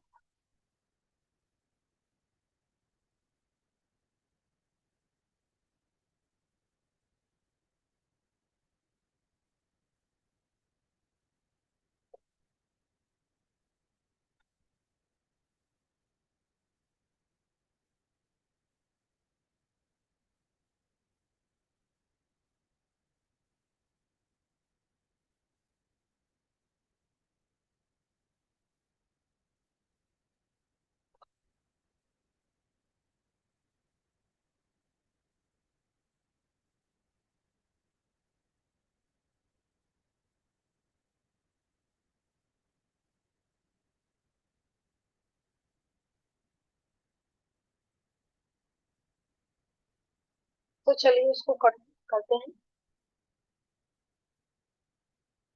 ईसॉप में क्या टैक्स एग्जाम्पशन है? ईसॉप होता क्या है, जैसे देखिए जो भी हमारी कंपनी के एम्प्लॉयज होते हैं तो कंपनी क्या करती है, उनको एक ऑफर देती है जिसको हम बोलते हैं राइट इशू, या फिर जो शेयर्स उनको देती है। तो ईसॉप के ऊपर प्रॉब्लम क्या है कि डबल टैक्सेशन होता है। ठीक है, डबल टैक्सेशन एक समय पे तो होता है जब उसको आपने एक्सरसाइज किया। ठीक है, एक तो आपने जब उसको एक्सरसाइज किया, the whole amount of the FMV that is greater than exercise price is subject to taxation as a percent. तो पहला टैक्स कब लगता है? पहला टैक्स लगता है जब ये इस ऑप्शन को एक्सरसाइज करेंगे। एक्सरसाइज का मतलब जब ये इस ऑप्शन को खरीदेंगे। तो फॉर एग्जाम्पल उस शेयर का जो फेयर मार्केट वैल्यू है वो है 50 रुपए, और कंपनी ने आपको दे दिया है 30 रुपए में। तो अब यहाँ पर क्या होगा, ये जो 20 रुपए का जो गैप है, ये 20 रुपए आपका टैक्सेबल हो जाएगा। कहां पर? आपके सैलरी में, परक्यूसेट्स के कैटेगरी में। मतलब आपकी सैलरी का पार्ट बन जाएगा 20 रुपए इंटू पर शेयर, जितने भी नंबर ऑफ शेयर्स होंगे। दूसरा फिर क्या होगा, जब अब आप कभी तो इन शेयर्स को बेचेंगे, फिर जब भी आप इन शेयर्स को बेचेंगे तो आपको फिर पूरे पे टैक्स आपको देना पड़ेगा।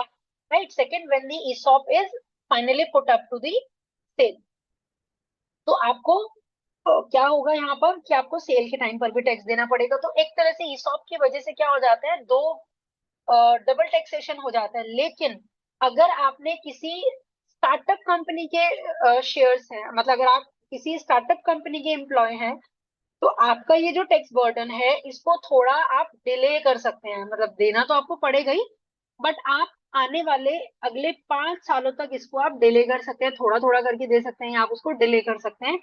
तो या तो मैक्सिमम 5 इयर्स, या फिर जब तक कि आप कंपनी ना छोड़े तब तक। अगर आप कंपनी छोड़ के जा रहे हैं और 2 ही साल हुए तो आपको पूरा टैक्स दे के जाना पड़ेगा। लेकिन अगर आप अभी कंपनी नहीं छोड़ रहे हैं तो आप 5 सालों तक उस टैक्स की पेमेंट कर सकते हैं। तो यहाँ पर जो टैक्स में छूट है वो कितनी है? वो सिर्फ इतनी है कि आपका जो टैक्स का जो समय है बस उसको डिले किया जा रहा है, और उसके अलावा और कोई रिलैक्सेशन नहीं है। और ये किसके लिए है? ये है स्टार्टअप के एम्प्लॉयज के लिए। ठीक, अगर कोई कोई भी क्वेरी होगी तो प्लीज चैट बॉक्स में लिख दीजिएगा। उसके बाद हमारा सेक्शन 80 IAC। अब सेक्शन 80 IAC क्या है? ये जो है नॉर्मली हमारा क्या होता है, जो टर्नओवर क्राइटेरिया है एलिजिबल स्टार्टअप्स का, उसको 100 करोड़ कर दिया। ठीक है, जबकि पहले वो कितना था, 25 करोड़। तो इससे हुआ क्या, ये मतलब ये हुआ क्यों, ये 25 से 100 करोड़ क्यों हुआ? ये हमारा हुआ ड्यू टू दिस सेक्शन। ये जो हमारा सेक्शन है 80 IAC। So eligible startups can claim deductions under this section for any 3 consecutive years out of 10 years beginning from the year in which such eligible startups are incorporated. So that means मतलब क्या हुआ इस बात का, अगर ये exam में आ जाता है तो आपको बिल्कुल भी कंफ्यूजन नहीं होनी चाहिए। सेक्शन 80 IAC जो है, मतलब इनकम टैक्स में आपको छूट दी जा रही है कि आपकी जो कंपनी है, नॉर्मली उसका अगर 25 करोड़ से कम का टर्नओवर है तो हम उसको स्टार्टअप मानेंगे। लेकिन सेक्शन 80 IAC कहता है कि अगर आपका 100 करोड़ तक का भी है तो भी हम उसको स्टार्टअप मानेंगे। लेकिन सिर्फ कितने सालों के लिए? 3 सालों के लिए आउट ऑफ 10 years, क्योंकि हमने जो एक्सपेंडेड डेफिनेशन जो हमने पढ़ी है इसकी स्टार्टअप की, जो हमने एक्सपेंडेड डेफिनेशन पढ़ी है, उसमें हमारा कितना हो गया है टाइम पीरियड? 5 की जगह 10 साल हो गया ना। तो जो पूरा आपका 10 साल का स्टार्टअप वाला पीरियड है, उसमें से कोई भी 3 कॉन्जिक्यूटिव ईयर्स तक आप इस डिडक्शन को क्लेम कर सकते हैं। क्या है डिडक्शन? कि उस साल अगर आपका टर्नओवर 25 करोड़ से क्रॉस कर गया तो भी आप स्टार्टअप की कैटेगरी में ही रहेंगे, वही सब रिलैक्सेशन आपको मिलते रहेंगे जो कि स्टार्टअप्स को मिलते हैं, राइट। लेकिन सिर्फ 3 सालों के लिए ऐसा होगा। मतलब अगर आपने अपने क्योंकि सपोज 2 साल आपका 25 करोड़ से कम ही रहा, फिर थर्ड, फोर्थ और फिफ्थ, इन 3 सालों में क्या हुआ, आपका जो टर्नओवर है वो क्रॉस कर गया 100 करोड़। तो इस साल आपने स्टार्टअप का रिलैक्सेशन ले लिया, इस साल भी ले लिया और 5वें साल में भी ले लिया। लेकिन फिर उसके बाद 6ठे साल से आपकी जो कंपनी है वो फिर स्टार्टअप नहीं रहेगी अगर टर्नओवर 100 करोड़ से ज्यादा हुआ तो। ठीक है, कंफ्यूजन बिल्कुल नहीं होना चाहिए, अगर होगा तो चैट बॉक्स में पूछ लीजिएगा। चलिए, उसके बाद है सेक्शन 54 GB की डिडक्शन। ये डिडक्शन मतलब इस चैप्टर में दो चीजें सबसे ज्यादा इंपॉर्टेंट है। एक तो जो हमारे ये प्रोग्राम चलेंगे, इंस्पायर, विंग और जेम पोर्टल, और हमारा उसके अलावा हमारी जो फुल फॉर्म्स हैं, राइट, जैसे स्वायत्त की फुल फॉर्म, सेतु की फुल फॉर्म, और उसके अलावा जो रिलैक्सेशंस हैं, एक हमने जो आईबीसी वाला जो पढ़ा था कि 180 दिन की जगह इनको रिलैक्सेशन है कि 90 डेज में ही अपना वाइंड अप कर सकते हैं अपनी कंपनीज को, जो कि नॉर्मल कंपनीज को अलाउड नहीं होता, राइट। तो बहुत सारे बेनिफिट्स हैं। उसके अलावा वो जो पेटेंट फीस और ट्रेडमार्क में इनको रिलैक्सेशन है, पेटेंट में 80% है, ट्रेडमार्क में 50% है, राइट। तो इसी तरह से एक और इनको एग्जाम्पशन है, दैट इज सेक्शन 54 GB। हालांकि ये किसी को भी मिल जाती है, ऐसा नहीं है कि ये स्टार्टअप्स के लिए ये सेक्शन 54 जो है ये हमारा कैपिटल गेन का सेक्शन है। कैपिटल गेन मतलब अगर आपने अपनी कोई प्रॉपर्टी बेची है, राइट, अगर आपने अपनी कोई प्रॉपर्टी बेची है और वो प्रॉपर्टी बिकी है आपकी 50 लाख रुपए की, अब आपको इस 50 लाख रुपए के ऊपर आपको टैक्स देना पड़ेगा। ठीक है, लॉन्ग टर्म कैपिटल गेन बनेगा आपका, वो आपको 10, 15, 20% जो भी परसेंटेज होगा वो आपको देना पड़ेगा। ठीक है, मतलब अगर आपने अपनी कोई भी रेजिडेंशियल प्रॉपर्टी बेची है, राइट, अगर आपने या फिर कोई पीस ऑफ लैंड बेचा, मतलब आपने अपनी कोई प्रॉपर्टी, अपनी रेजिडेंशियल प्रॉपर्टी या अपना कोई प्लॉट अगर आपने बेचा है और उससे आपको जो भी पैसा मिला है, अब इस पैसे को, राइट, इस पैसे को अगर आप इन्वेस्ट कर देते हैं किसी भी एलिजिबल स्टार्टअप के शेयर्स में, राइट, तो अगर आपने इस पैसे से किसी भी एलिजिबल, मतलब अब एलिजिबल का मतलब क्या हुआ कि जो गवर्नमेंट ने बताई हुई है कि इनमें ही करना है, ऐसे नहीं कि किसी में भी। तो आपने जो एलिजिबल स्टार्टअप कंपनीज हैं, अगर आपने उस कंपनी के इस पैसे से इक्विटी शेयर्स खरीद लिए उसकी नेट कंसिडरेशन से, तो आपको क्या होगा, आपको फिर इस पैसे पे टैक्स नहीं देना पड़ेगा। ठीक है, और एडिशनली इसमें एक और कंडीशन भी है। अब वो जो एलिजिबल स्टार्टअप है जिसके आपने शेयर्स खरीदे, अब उसके ऊपर कंडीशन है कि उसको इस पैसे से नई प्रॉपर्टी परचेज करनी है 1 साल के अंदर अंदर। मतलब जैसे उसको आज की रेट में अगर उसको हमने उसमें उस कंपनी के शेयर्स हमने खरीद लिए हैं अपने, हमने देखिए मिस्टर एक्स ने अपनी प्रॉपर्टी बेची और प्रॉपर्टी बेच के उसने किसी स्टार्टअप कंपनी के शेयर्स खरीद लिए। अब उस स्टार्टअप कंपनी को 1 साल के अंदर अंदर कोई नई प्रॉपर्टी खरीदनी है, अगर उसने ऐसा नहीं किया तो फिर ये जो डिडक्शन है ये क्या हो जाएगी, रिवॉक हो जाएगी, राइट।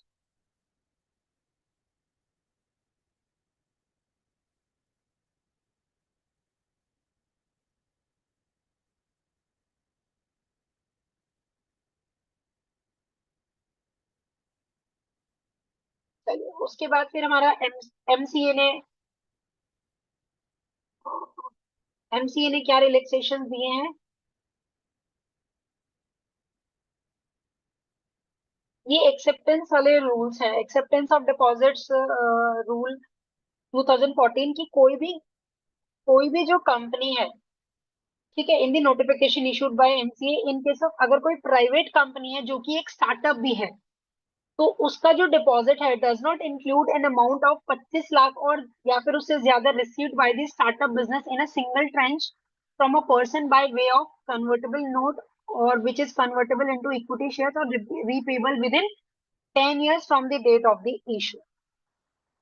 तो कहने का मतलब ये हुआ कि अगर किसी प्राइवेट स्टार्टअप कंपनी को 25 लाख रुपए मिले हैं किसी मतलब एक एक बार में 25 लाख रुपए की उसको अमाउंट रिसीव हुई है, तो हम उसको उसको डिपॉजिट की कैटेगरी में नहीं डालेंगे, राइट।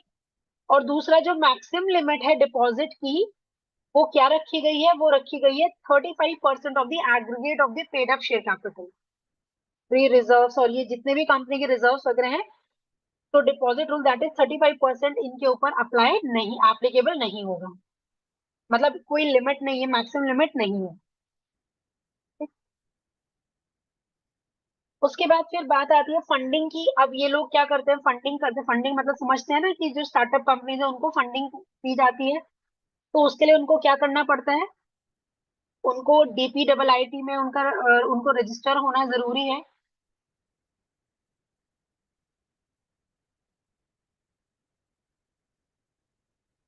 तो ये सब ये करने हैं, जो इम्पोर्टेंट है वही देखेंगे। फिर एक हमारे यहाँ पर बनती है फंडिंग के लिए ना, एक्सपर्ट एडवाइजरी कमेटी बनती है जिसको EAC कहते हैं। इसको बनाती है DPIIT। तो ये जो कमेटी है इसके पास ओवरऑल चार्ज होता है startup India seed fund scheme. अब क्योंकि फंडिंग करनी है ना, तो जो स्टार्टअप्स हैं हमारे उनको हमें पैसा देना है। तो उनको पैसा देने के लिए एक कमेटी बनाई गई है बाय DPIIT। और इसके ऊपर सारी जिम्मेदारी है इम्प्लीमेंटेशन करने का और मॉनिटर करने का। मतलब इनको फंडिंग का देखना भी है कि भाई वो यूज कैसे इस्तेमाल कर रहे हैं, उसको मॉनिटर भी करना है। Then EAC will evaluate and short. तो EAC क्या करेगा, इवेलुएट करेगा और शॉर्टलिस्ट करेगा उन इंक्यूबेटर्स को, और उनको ये सीड मनी दे देगा। फिर आगे क्या होगा, वो जो इंक्यूबेटर्स हैं वो फिर किसको देंगे, स्टार्टअप कंपनीज को देंगे। इस EAC कमेटी में चेयरमैन होंगे, रिप्रेजेंटेटिव ऑफ नीति आयोग होंगे, फाइनेंशियल एडवाइजर होंगे, और एडिशनल सेक्रेटरी, जॉइंट सेक्रेटरी या डिप्टी सेक्रेटरी होंगे। उसके अलावा जो भी जिस एरिया से भी ये किया जा रहा है उस एरिया के रिप्रेजेंटेटिव, साइंस एंड टेक्नोलॉजी से रिलेटेड है तो वहां के रिप्रेजेंटेटिव, राइट। तो अब आप देखिए जो EAC इनकी जो लिमिट है, जो EAC है वो 5 करोड़ इंडियन रुपीस का जो ग्रांट है वो दे सकती है। और इस पैसे में से 0.5% जो फीस है वो मैनेजमेंट फीस के नाम से वो खर्च की जा सकती है।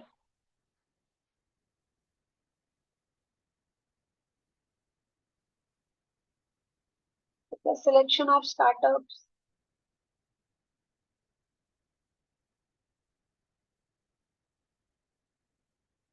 तो दैट्स इट, इस चैप्टर में हम यही करेंगे।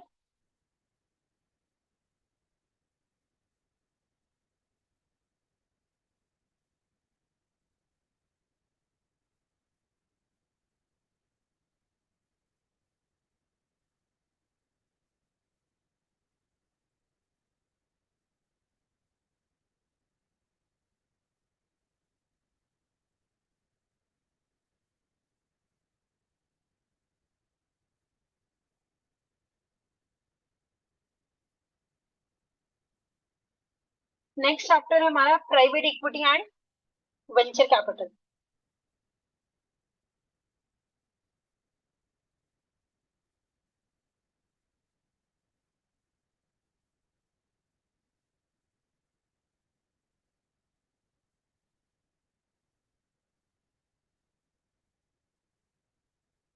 तो देखिए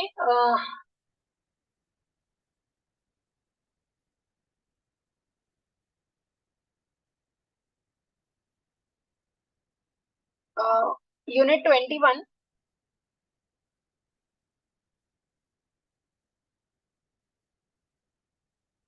private equity and venture capital. Venture capital और प्राइवेट, जो वेंचर कैपिटल है वो प्राइवेट इक्विटी का ही आप मान लीजिए कि वो एक पार्ट है, प्राइवेट इक्विटी एक ब्रॉडर टर्म है और उसके कंपैरिजन में वेंचर कैपिटल एक छोटा टर्म है। तो क्या होता है कि देखिए, जैसे अभी हमने स्टार्टअप के बारे में पढ़ा, या जो और जो कंपनीज होती हैं, वो कंपनीज को फंडिंग चाहिए होती है और इनिशियली जो रिस्क फंडिंग है वो बैंक्स नहीं करते हैं। तो उस केस में जो वेंचर कैपिटलिस्ट हैं वो ऐसी कंपनीज को जिसमें कि उनको उम्मीद लगती है कि हाँ, इस बिजनेस में अगर हमने पैसा लगाया तो ये बिजनेस हमारा आगे जाएगा, इम्प्रूव होगा,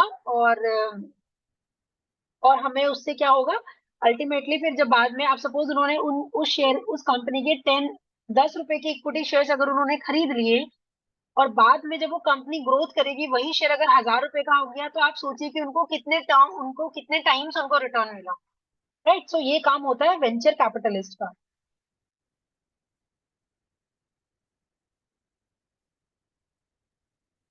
तो देखिए, वेंचर कैपिटलिस्ट क्या करते हैं, they are willing to take high level of risk in the hope of achieving high rate of return in on their investment. उसके अलावा ये ऐसा नहीं कि सिर्फ पैसा ही देते हैं, उसके साथ साथ ये उस कंपनी की वर्किंग में पार्टिसिपेट भी करते हैं। राइट, मतलब जैसे कि उनको उन्होंने वो दिया, फंडिंग भी दे दी, और बाद में फिर वो उनको देख भी रहे हैं कि अच्छा, इनको कोई और जरूरत तो नहीं, इनको मैनेजमेंट में किसी तरह की जरूरत तो नहीं है एडवाइस की या किसी कंसल्टेशन की, तो वेंचर कैपिटलिस्ट वो भी प्रोवाइड करते हैं। उसके अलावा फायदा, कंपनी को फायदा क्या होता है, कंपनी को ये फायदा होता है कि कंपनी को फिर इनिशियल फेज में फाइनेंशियल बर्डन नहीं आता। अगर अभी कंपनी बैंक से लोन ले लेगी तो उसको बैंक का जो लोन है वो तो एटलीस्ट देना ही पड़ेगा और ईएमआई भी देनी पड़ेगी। राइट, लेकिन अगर वही पैसा उनको वेंचर कैपिटलिस्ट से मिल गया इक्विटी के फॉर्म में, तो अब कंपनी को कोई रेगुलर कोई इंटरेस्ट नहीं देना है। राइट, उसके अलावा जो वेंचर कैपिटलिस्ट हैं वो अपनी एग्जिट स्ट्रैटेजी को भी मैनेज करते हैं। जनरली वो 3 से 7 साल होती है। एग्जिट स्ट्रैटेजी का मतलब, जैसे आज उन्होंने पहले साल में उस कंपनी में पैसा लगा दिया, और फिर उस कंपनी के 5th 6th या 7th ईयर में, अप टू 7th ईयर में वो क्या करते हैं, उस कंपनी के जो शेयर्स हैं उनको बेचकर वहां से निकल जाते हैं। उसको बोलते हैं एग्जिट स्ट्रैटेजी।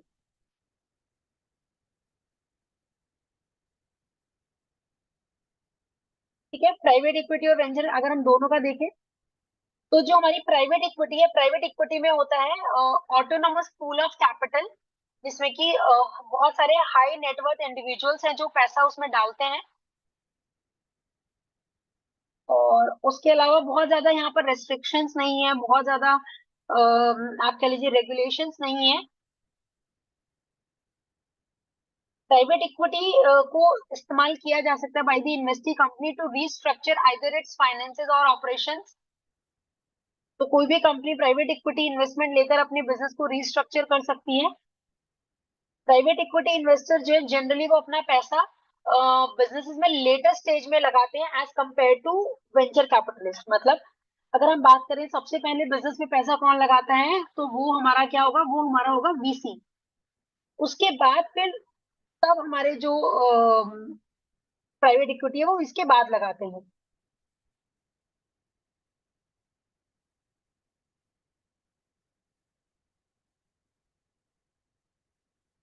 फिर आप देखिए, ये इसका प्रोसीजर है, ये इंपॉर्टेंट है। सबसे पहले बिगिनिंग ऑफ अ ट्रांजेक्शन होता है, फिर स्क्रीनिंग और शॉर्टलिस्टिंग होती है, फिर डिटेल्ड इवैल्यूएशन और रेटिंग प्रपोजल होता है, फिर फाइनल डील नेगोशिएशन होता है, फिर पोस्ट इन्वेस्टमेंट रिलेटेड एक्टिविटीज होती है, एंड देन एग्जिट प्लान होता है। मतलब अगर वेंचर कैपिटल से फाइनेंसिंग हो रही है तो ये 6 हमारे स्टेप्स है जो हमें फॉलो करने होते हैं। राइट, मैम इक्विटी और एडवांटेजेस क्या है, एडवांटेजेस अगर हम देखें कंपनी के केस में तो वही है, उनके ऊपर फाइनेंशियल बर्डन नहीं रहता है, और उनको फंडिंग के साथ साथ उनको एडवाइस भी मिलती है, उनको कंसल्टेशन भी मिलता है।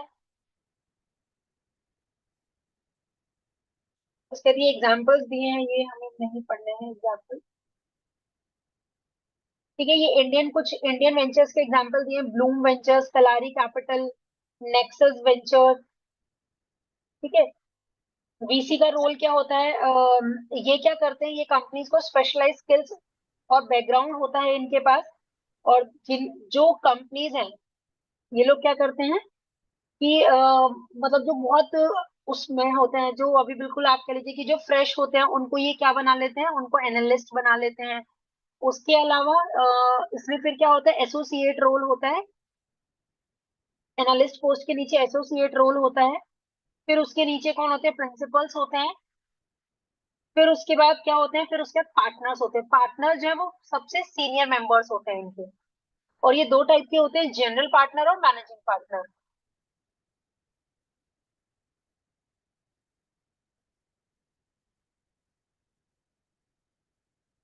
तो जनरल पार्टनर्स कौन से होते हैं, actual management of the fund is often handled by the experienced investment expert.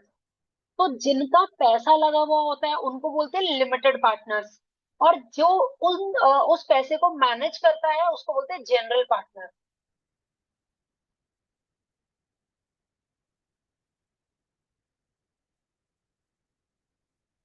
ये कुछ कंपनीज थे, ये नाम दिए हुए हैं।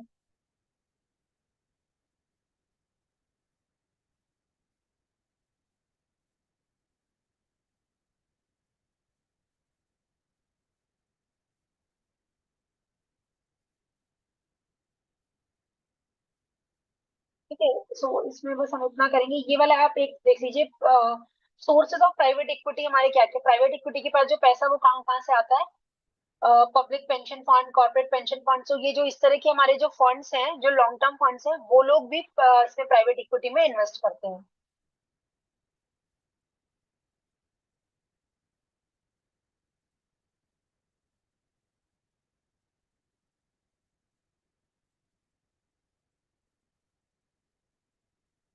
नेक्स्ट चैप्टर देखिए, वो आर्टिफिशियल इंटेलिजेंस वाला वो मैं नहीं करा रही हूँ, उसमें ज्यादा कुछ नहीं है, बस आपको उसका डेफिनेशन आपको याद रखना है, आर्टिफिशियल इंटेलिजेंस क्या होता है। तो उसके बाद ये वाला चैप्टर इंपॉर्टेंट है, लास्ट टाइम यहाँ से बहुत क्वेश्चन आए थे, business analytics as management tool. तो कहाँ से क्वेश्चन आए थे, डायरेक्ट वहीं पर ही चलेंगे, मतलब जो इंपॉर्टेंट पार्ट है इस चैप्टर का।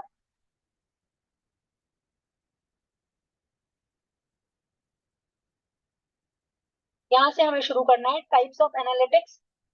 तो टाइप्स ऑफ एनालिटिक्स में सबसे पहले क्या आता है, डिस्क्रिप्टिव एनालिटिक्स। डिस्क्रिप्टिव एनालिटिक्स में क्या होता है, डिस्क्रिप्टिव एनालिटिक्स हमारा होता है the method involve interpretation of historical data and key performance indicators to discover patterns and trends. तो डिस्क्रिप्टिव में हम क्या करेंगे, पूरा डिटेल में हम उसका एक एक चीज को मतलब आप कह लीजिए कि एक कॉम्प्रिहेंसिव उसका व्यू लेंगे। तो that is descriptive analysis. Descriptive मतलब पूरा डिटेल में, इन डेप्थ। उसके दूसरा हमारा टाइप ऑफ, ये हम क्या पढ़ रहे हैं, ये हम पढ़ रहे हैं टाइप्स ऑफ एनालिटिक्स। दूसरा हमारा डायग्नोस्टिक। डायग्नोस्टिक हमारा क्या होता है, डायग्नोस्टिक में हम लोग डायग्नोस करते हैं कि प्रॉब्लम क्या है, और उसको डायग्नोस करने के लिए हमें प्रीवियस परफॉर्मेंस को देखना होता है। तो प्रीवियस परफॉर्मेंस पे फोकस करते हैं to understand which factors derive the particular trend. तो कहाँ पर फोकस करेंगे, हम फोकस करेंगे कि प्रीवियस परफॉर्मेंस क्या है, कि हमें पिछले समय में हमें लॉस हुआ, क्या हुआ। तो एक तरह से हम क्या करते हैं, ड्रिल डाउन का इस्तेमाल करते हैं, डेटा डिस्कवरी करते हैं, डेटा माइनिंग करते हैं, और पता लगाते हैं कि क्या कारण है, कौन से वो रीजंस हैं जिनकी वजह से ये पर्टिकुलर आउटकम हुआ। सपोज अगर किसी को बीमारी हो गई, तो फिर डॉक्टर क्या करते हैं, उनकी रिपोर्ट कराते हैं और ये देखते हैं कि ऐसा क्यों हुआ। राइट। तो दैट इज डायग्नोस्टिक एनालिटिक्स। उसके बाद दूसरा टाइप ऑफ एनालिटिक्स हमारा होता है प्रिडिक्टिव एनालिटिक्स। तो जो प्रिडिक्टिव एनालिटिक्स है, उसमें हमारा क्या होता है, उसमें हमारी हम लोग क्या करते हैं, स्टैटिस्टिक्स को अप्लाई करते हैं, कुछ एस्टिमेट्स को अप्लाई करते हैं हम, to evaluate the future outcome by employing statistical method and technique from machine learning. In short, predictive मतलब हम क्या करते हैं, जो भी हमारे पास कुछ स्टैट्स की टेक्निक्स है, हमारे पास कुछ मैथमेटिकल या स्टैटिस्टिकल मॉडल्स है, टेक्निक्स है, उन सबको इस्तेमाल करके हम फ्यूचर की वैल्यूज को प्रिडिक्ट करते हैं। प्रिडिक्टिव मतलब कि नेक्स्ट अगर सपोज इस साल हमारी सेल इतनी रही है, तो नेक्स्ट ईयर हमारी कितनी रहेगी। So that is predictive analytics. फिर हमारा होता है प्रिस्क्रिप्टिव एनालिसिस। तो प्रिस्क्रिप्टिव एनालिसिस क्या है, कि इस अप्रोच में क्या करते हैं, प्रीवियस परफॉर्मेंस को हमने देखा, उसको हम यूज करते हैं to make recommendations how similar situation should be managed in the future. तो प्रिस्क्रिप्टिव एनालिटिक्स में ये होता है कि ठीक है, अगर इस साल हमें लॉस हुआ, और लॉस हमें इस वजह से हुआ कि मशीन का ब्रेकडाउन हो गया था, तो हम क्या करेंगे, अब फ्यूचर की ईयर्स में, फ्यूचर में हम क्या करेंगे, जो मशीन्स हैं उनकी टाइम पर हम सर्विसिंग कराएंगे, टाइम पे उनकी रिपेयरिंग कराएंगे, सो दैट कि अब आगे से ब्रेकडाउन ना हो। So this is prescriptive analytics. So descriptive, diagnostic, predictive and prescriptive, right? तो ये आपको अच्छे से करके जाना है, एग्जाम में ये जरूर आएगा क्वेश्चन यहाँ से। फिर हमारा बिजनेस एनालिटिक्स के एलिमेंट, तो वो हमारे होते हैं data mining, text mining, data aggregation, forecasting and data visualisation. So सबसे पहले डेटा माइनिंग। डेटा, जैसे हम लोग माइनिंग में क्या करते हैं, माइनिंग में जमीन को खोदते हैं मिनरल्स को निकालने के लिए। सेम ऐसी डेटा माइनिंग एक प्रोसेस है जहां पर कि हम क्या करते हैं, एक बिग डेटा सेट में से सर्च करते हैं कुछ पैटर्न्स और कुछ रिलेशनशिप्स को फाइंड करने के लिए, उनको एनालाइज करते हैं जिससे कि हमें कुछ फायदा मिल सके। तो उसको बोलते हैं डेटा माइनिंग। कि डेटा सेट में हमें क्या करना है, छानबीन करनी है, हमें उसको क्या करना है, ड्रिल डाउन करना है, देखना है कि तो वहां से पैटर्न को आइडेंटिफाई करना है, उसको बोलते हैं डेटा माइनिंग।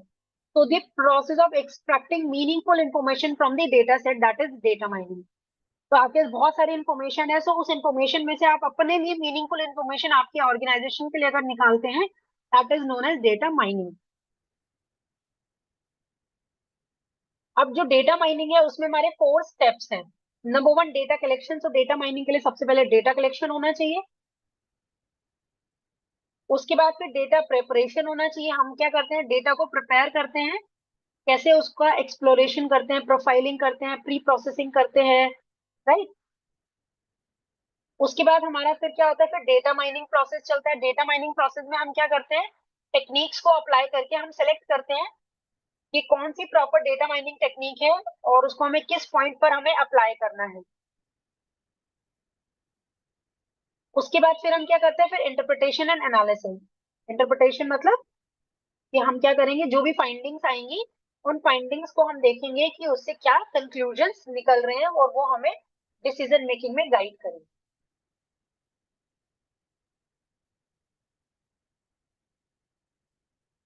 तो ये डेटा माइनिंग की हमारी क्या है, कुछ टेक्निक्स हैं। सो ये देखिए, technique number 1 data mining using association rule. तो एसोसिएशन रूल्स को यूज किया जाता है कनेक्शन सेट करने के लिए between the different data elements. तो दो अलग अलग एलिमेंट्स के बीच में कनेक्शन सेट करवाने का जो प्रोसेस है, वो टेक्निक है, उसको हम बोलते हैं एसोसिएशन रूल। दूसरा है क्लासिफिकेशन। क्लासिफिकेशन में क्या करेंगे, क्लासिफिकेशन में हम लोग जो हमारे डेटा सेट्स है उनको पार्टीशन करेंगे अलग अलग कैटेगरीज में। उसके बाद क्लस्टरिंग में क्या होगा, क्लस्टरिंग हमारा क्लासिफिकेशन का उल्टा है। यहाँ पर हम जो भी सिमिलर, जिनमें भी कॉमन कॉमन फीचर्स होंगे उनको एक ग्रुप में रख देंगे, राइट। सो वो हो गया क्लस्टरिंग। क्लासिफिकेशन में अलग अलग करेंगे, क्लस्टरिंग में जो सेम जिसमें फीचर्स होंगे उनको एक साथ ग्रुप कर देंगे। उसके बाद फिर हमारा क्या होता है, रिग्रेशन। रिग्रेशन आप सबने पढ़ा है अपने सब्जेक्ट में। तो इसमें हम क्या करते हैं, प्रिडिक्टेड वैल्यूज को निकालते हैं जो कि एक सेट ऑफ वेरिएबल्स के ऊपर बेस्ड होती हैं। उसके अलावा सीक्वेंस एंड पाथ एनालिसिस। यहाँ पर डेटा को हम लोग माइन करते हैं फ्यूचर के पैटर्न्स को आइडेंटिफाई करने के लिए, टू प्रिडिक्ट फ्यूचर इवेंट्स। उसके अलावा न्यूरल नेटवर्क्स होते हैं। न्यूरल नेटवर्क जो है वो बिल्कुल हमारा ह्यूमन ब्रेन की तरह फंक्शन करता है। जैसे कि हमने कंप्यूटर में ह्यूमन ब्रेन ब्रेन को क्या कर दिया है, इंस्टॉल कर दिया है। सो इसको बोलते हैं न्यूरल नेटवर्क। तो ये सब टेक्निक्स है। बेनिफिट्स, बेनिफिट्स देखिए क्या होंगे, बेनिफिट्स यही होंगे कि हमारा जो प्रोडक्शन ऑफ टाइम है वो बढ़ जाएगा, रिस्क मैनेजमेंट हो जाएगा, कॉस्ट कम हो जाएगी।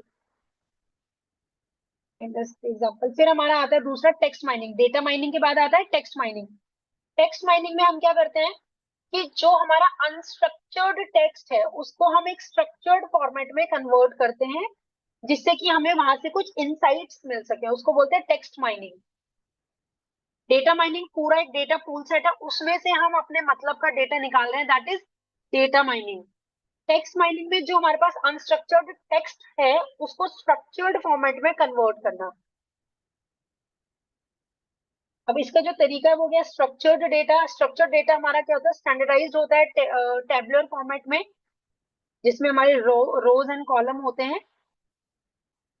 और अनस्ट्रक्चर्ड डेटा क्या है, अनस्ट्रक्चर्ड डेटा जो है वो हमारा स्टैंडर्डाइज नहीं होता, उसमें अलग अलग सोर्सेस कुछ कुछ चीजें लिखी हुई होती है एक ही जगह पे। सेमी स्ट्रक्चर्ड, उसमें क्या होगा, वो स्ट्रक्चर्ड और अनस्ट्रक्चर्ड का कॉम्बिनेशन होगा।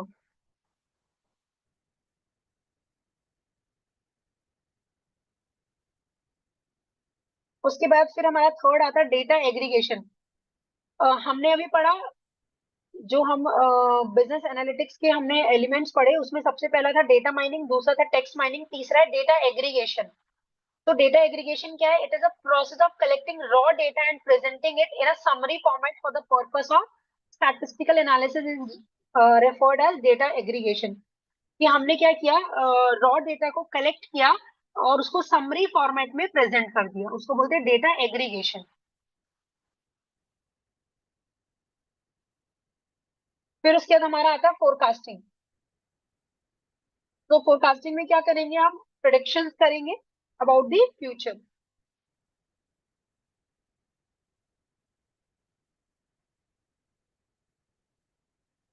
उसके बाद हमारा लास्ट है डेटा विजुअलाइजेशन। अब डेटा विजुअलाइजेशन में हम क्या करते हैं? डेटा विजुअलाइजेशन में हम जो डेटा है हमारा उसको दोबारा से रिप्रेजेंट करते हैं किस फॉर्म में? ग्राफ्स में, चार्ट्स में, प्लॉट्स, इंफोग्राफिक्स, एनिमेशन।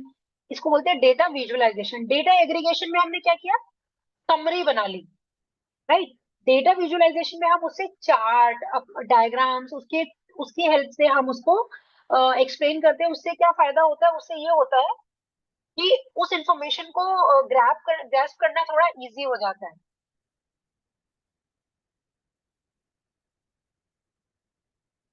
फिर ये टाइप ऑफ इसमें टेबल्स हो सकते हैं, पाई चार्ट्स हो सकते हैं, line graphs, areas, histograms, scatter plots, heat maps, tree maps, ये सब। फिर उसके बाद हमारा एक टर्म आता है बिग डेटा एनालिटिक्स। अब बिग डेटा एनालिटिक्स जैसे कि नाम से पता चल रहा है, ये जो एनालिटिक्स है, it is the application of more advanced analytical methods to a very large diverse data set, is called big data analytics. कि जब हम एप्लीकेशन लगाते हैं ज्यादा एडवांस्ड एनालिटिकल मेथड्स पे, वो भी बहुत एक बड़े और डाइवर्स डेटा सेट्स। ठीक है। तो जहां पर भी जो डेटा सेट है वो उससे बहुत ज्यादा होंगे और बहुत कॉम्प्लेक्स होंगे, तो वहां पर हम बिग डेटा एनालिटिक्स अप्लाई करेंगे। वहां पर फिर हम एआई यूज करेंगे और बहुत सारी टेक्निक्स।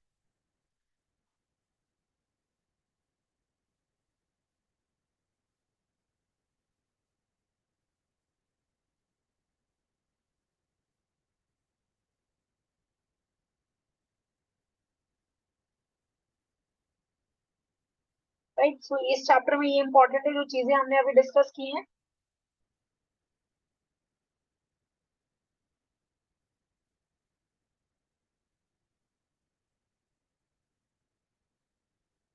फिर उसके बाद है हमारा ये स्पैक।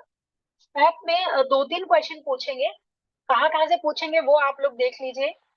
स्पैक का मतलब होता है हमने किसी कंपनी को बनाया लेकिन वो कंपनी प्रोडक्शन नहीं करेगी, वो कंपनी बिजनेस नहीं करेगी। उस कंपनी का काम क्या होगा? उस कंपनी का काम ये होगा कि कंपनी स्टैब्लिश करने के बाद उसको फंड रेज करना है आईपीओ के थ्रू। और उसके बाद फिर वो जो पैसा आएगा उस पैसे से फिर वो क्या करेगी? किसी दूसरे बिजनेस के साथ मर्ज हो जाएगी या दूसरे किसी बिजनेस को अपने अंदर एक्वायर कर लेगी, एब्जॉर्ब कर लेगी। तो उसको बोलते हैं स्पैक कंपनी। स्पैक का फुल फॉर्म है स्पेशल पर्पस एक्विजिशन कंपनी।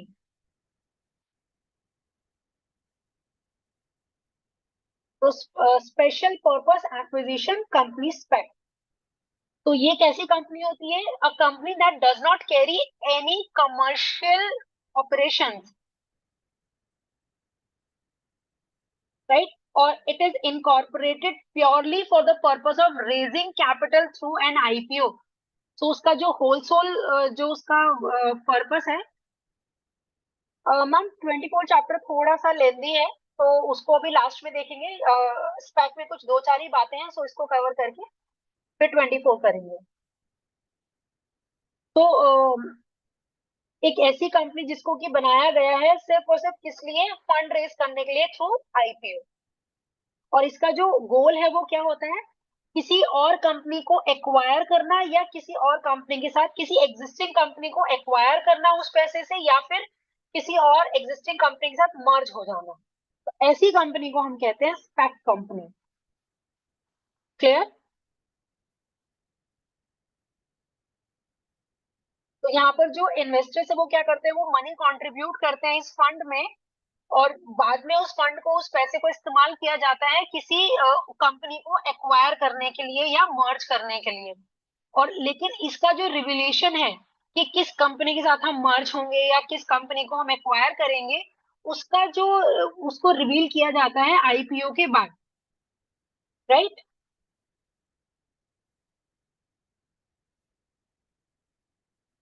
सो यूनाइटेड स्टेट में ऐसी 250 स्पैक कंपनीज को स्टैब्लिश किया गया है 2020 तक। इंडिया में अभी एज सच कोई कंपनी नहीं है, right. Indian regulatory framework does not allow the creation of, इनको ब्लैंक चेक कंपनीज भी बोलते हैं, ठीक है। सो अभी इंडिया में इनके लिए नहीं है अभी regulation. So companies act 2013 stipulate that the registrar of companies, बल्कि इंडिया में तो रूल ये है आरओसी का, कंपनीज एक्ट में 2013 में, कि अगर कोई कंपनी ने 1 साल तक, रजिस्टर होने के 1 साल तक अगर उसने अपना काम शुरू नहीं किया, तो ऐसी कंपनीज का जो नाम है वो काट दिया जाएगा रजिस्ट्रार ऑफ कंपनीज से। तो इंडिया में अभी ये अरेंजमेंट नहीं है। तो ये कंपनीज का जो नाम है ये हमें बाहर ही सुनने को मिलता है, स्पेशली यूएस में ऐसी बहुत सारी कंपनीज है।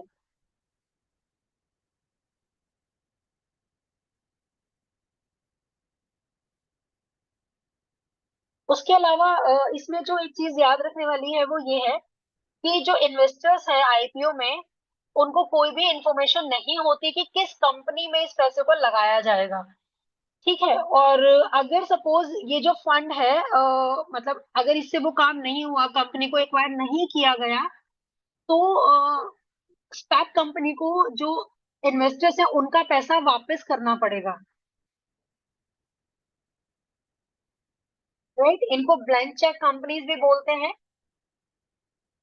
हालांकि जो सेबी है वो इस तरफ थोड़ा सोच रहे हैं कुछ ऐसा करने का कि इंडिया में भी ऐसी कंपनीज को लाया जाए। एडवांटेजेस क्या है इससे, जो काम है वो स्पीडियर एग्जीक्यूशन हो जाता है, ठीक है। और discovery of price up front हो जाता है, मतलब पैसा पहले ही मिल जाता है। और अगर सपोज एक्विजिशन के लिए पैसा कम पड़ रहा है, जो आईपीओ से पैसा आया, हमें और पैसा चाहिए एक्विजिशन के लिए, तो वो पैसा कंपनी पाइप के थ्रू ले सकती है। पाइप क्या है? Private investment in public equity. So इस मोड से वो और पैसा भी ले सकती है स्पेक कंपनी। मार्केट कॉस्ट इसकी कम होती है, और ईज ऑफ एक्सेस जो है वो रहता है, क्योंकि किसी भी स्पेक कंपनी को जनरली कोई पर्टिकुलर स्पेशलिस्ट या कोई एक्सपर्ट ही स्टार्ट करता है।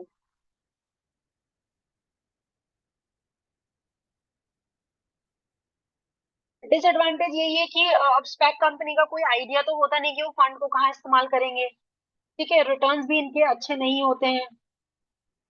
उसके बाद जो इसमें इम्पोर्टेंट है, ये दिस इज वेरी इंपॉर्टेंट। सो एक तो इसका फुल फॉर्म इम्पोर्टेंट है, दूसरी बात कि इंडिया में ऐसी कंपनीज नहीं है। और ये जो कंपनीज हैं वो क्या करती हैं, ये अपना पहले आईपीओ निकालती है, उसके थ्रू पैसा लेती है, और उस नहीं बताती है कि हम इस पैसे को कहाँ लगाएंगे, ठीक है। उसके बाद फैक्ट की ना कुछ टाइमलाइंस होती हैं, वो इम्पोर्टेंट है। टाइमलाइन ये है कि आईपीओ के बाद जो उससे पैसा आया है, उस पैसे को एक ट्रस्ट अकाउंट के अंदर मेंटेन करना पड़ता है, ठीक है। अंडर दिस पैक नॉर्मली, और इसमें जो टाइम पीरियड है वो कितना है, 18 months to 24 months to find and finalize. तो उसको 18 से 24 महीने का समय मिलता है, जिसमें कि वो फाइनलाइज कर ले कि भाई उसको किस कंपनी के साथ मर्ज होना है या किस कंपनी को एक्वायर करना है। और जब एक स्पेक कंपनी किसी कंपनी के साथ मर्ज हो जाती है या एक्वायर कर लेती है, उसको बोलते हैं डी स्पैकिंग। तो डी स्पैकिंग पे क्वेश्चन आ सकता है, व्हाट इज डी स्पैकिंग। तो जब स्पैक कंपनी सक्सेसफुल हो जाएगी तो उसको बोलेंगे डी स्पैकिंग, राइट। और लेकिन अगर कंपनी ने, स्पैक कंपनी ने इस पर्टिकुलर 18 से 24 महीने के बीच में अगर उसने किसी कंपनी के साथ मर्जर या एक्विजिशन नहीं किया, तो फिर क्या किया जाएगा, उस कंपनी को, स्पैक को लिक्विडेट कर दिया जाएगा, और जो भी प्रॉफिट आया होगा आईपीओ से उसको वापस दे दिया जाएगा शेयर होल्डर्स को, राइट। इवन जब वो डील फाइनल होगी तो उस डील में जो इन्वेस्टर्स हैं उनसे भी आप कह लीजिए कि एक तरह से उनकी भी वोटिंग होगी कि वो इस मर्जर को करना चाहते हैं या नहीं करना चाहते हैं। ठीक है। और एडिशनल फंड कंपनी कहाँ से ले सकती है? पाइप से, private investment in public equity, right. तो ये इसका प्रोसीजर है। कंपनी ने क्या किया? आईपीओ निकाला, और आईपीओ निकालने के बाद फिर उसने क्या किया? वो मतलब अपना जो बेस्ट जो भी तरीका है उसको फाइंड आउट करेगी। ठीक है। तो उसने क्या किया? इन्वेस्टर्स की और शेयर होल्डर्स की मीटिंग करी, अगर सक्सेसफुल हो गया फिर नेगोशिएशन हुआ। अगर बाई चांस सब कुछ अप्रूव हो गया तो क्या हो जाएगा? डी स्पैकिंग। मर्जर हमारा पैक का क्या हो जाएगा? मर्जर हो जाएगा, उसको बोलेंगे हम डी स्पैकिंग। ठीक है। लेकिन अगर हमें कोई टारगेट सर्च नहीं मिलता है, मतलब हमारा काम नहीं हो पाता है, तो उस केस में जो स्पैक है वो क्या हो जाएगा? स्पैक हो जाएगा वाइंड अप। सो आपको डिफरेंस समझना है। डी स्पैक का मतलब, डी स्पैक का मतलब एक तरह से हो गया कि जो हमारा स्पैक है वो सक्सेसफुल हो गया, राइट। मर्जर या फिर एक्विजिशन कर लिया हमारी कंपनी ने। लेकिन वाइंड अप का मतलब क्या हुआ? वाइंड अप का मतलब कि जो स्पैक कंपनी है वो क्या हो गई? वो अनसक्सेसफुल रही बेस्ट मर्जर या बेस्ट ऑप्शन को फाइंड आउट करने में। तो जो मर्जर और एक्विजिशन जो है वो टाइम पर नहीं हो पाया, 2 साल के अंदर अंदर नहीं हो पाया, तो इस केस में फिर वाइंड अप के टाइम पे क्या करना पड़ेगा? उसको जो पैसा है वो वापस करना पड़ेगा, रिफंड करना पड़ेगा अमाउंट। तो ये दोनों टर्म्स आपको याद रखनी है, डी स्पैकिंग और SPAC, wind up of SPAC. ठीक है।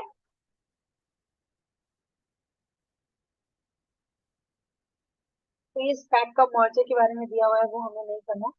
स्टेक होल्डर्स कौन कौन होते हैं स्पैक में? स्टेक होल्डर मतलब कौन कौन लोगों का इन्वॉल्वमेंट होता है? नंबर वन, स्पॉन्सर, जिन्होंने स्पैक को स्टार्ट किया। जनरली वो किसी ना किसी एरिया के एक्सपर्ट होते हैं।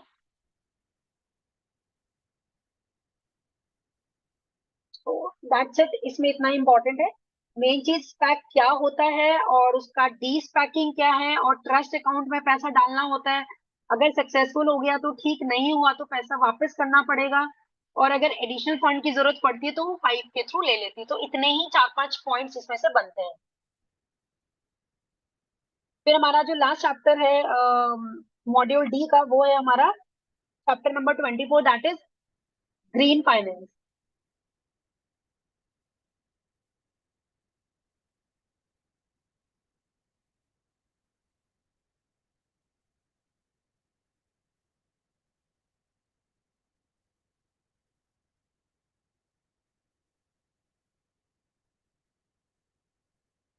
तो देखिए जो ग्रीन फाइनेंस है इसमें भी जो इम्पोर्टेंट है, एक तो इसमें ये भी आपको ध्यान रखना है कि COP26 में जो ग्लोबल टेम्परेचर है उसकी जो रिपोर्ट है वो आई थी कि वो 1.5 डिग्री सेल्सियस से बढ़ गया है।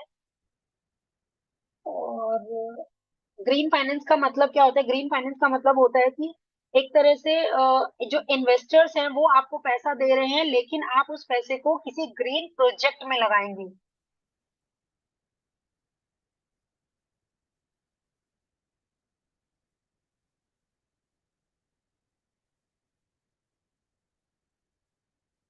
फिर इसमें कुछ आईएसओ स्टैंडर्ड्स हैं। आईएसओ 32210 में आपका इसमें हमें ये दिया हुआ है सोशल आउटकम रिस्क मिटिगेट करने के लिए, सस्टेनेबल वैल्यू डिलीवर करने के लिए। तो ये सब एरियाज में आप पैसा लगा सकते हैं।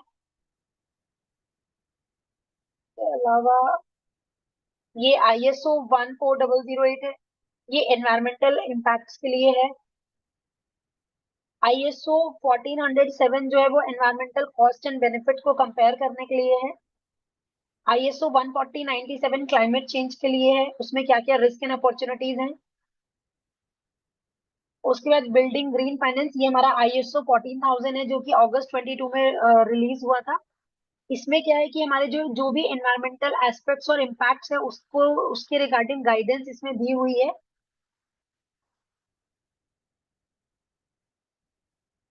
इंस्ट्रूमेंट हमारे ग्रीन फाइनेंस प्रोजेक्ट के, तो इसको हम बोलते हैं ग्रीन इनिशिएटिव। जैसे government, charities, bank, private investors, ये सब लोग ग्रीन इनिशिएटिव को यूज करते हैं वैरायटी ऑफ मेथड्स में। जैसे कि green loan, green equity, green mitigation products. Global foundation और एनजीओ जो है वो प्रोजेक्ट स्पेसिफिक ग्रांट्स देते हैं।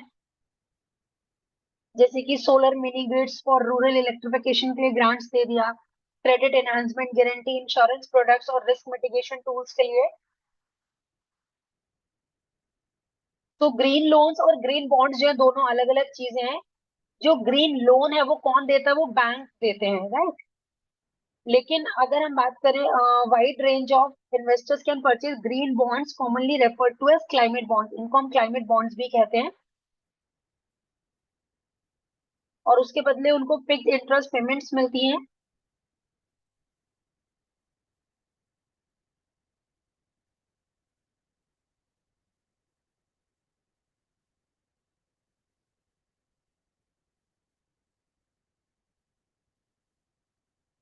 फिर about green bonds unsecured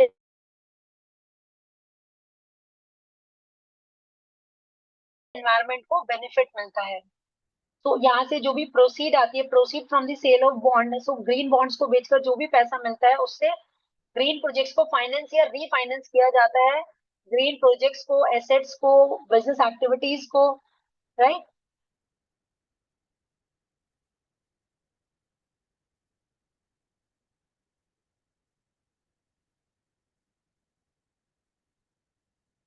framework of green bond principles,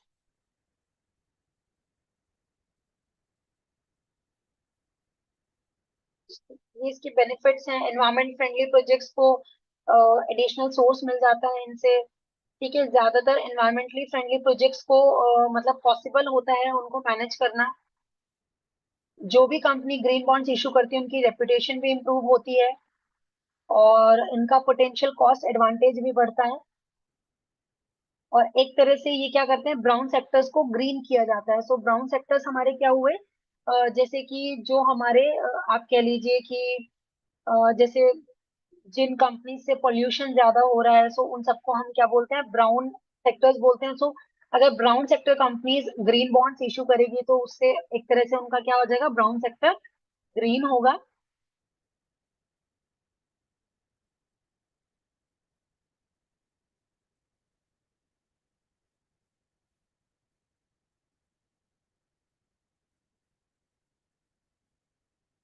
ये कुछ ऐसे फैक्ट्स वगैरह तो नहीं है,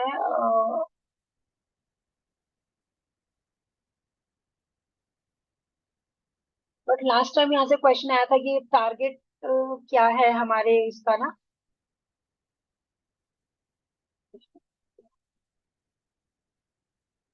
इसमें एक ये इंपॉर्टेंट है बहुत, पब्लिक पॉलिसी इन इंडिया। ठीक है, सो इन सब चीजों को लेकर इंडिया में क्या चेंजेस हैं, क्या क्या क्या पॉलिसीज हैं। तो जैसे ये CCFU climate change finance unit का फुल फॉर्म पूछ सकते हैं।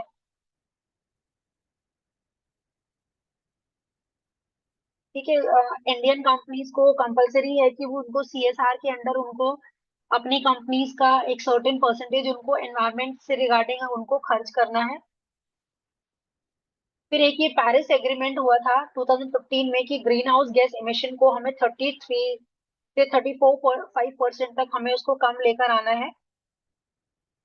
और हमें 40% इंस्टॉल्ड इलेक्ट्रिक पावर कैपेसिटी को हमें अचीव करना है नॉन फॉसिल फ्यूल से 2030 तक।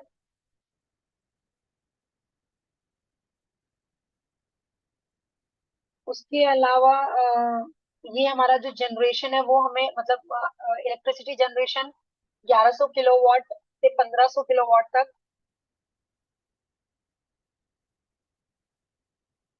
तो इसमें जो वैल्यूज है इनको आपको थोड़ा सा एक बार देखना है। जैसे ये टारगेट है 450, जो टारगेट है वो है 450 gigawatt of renewable energy generation by 2030। तो ये पूछ सकते हैं।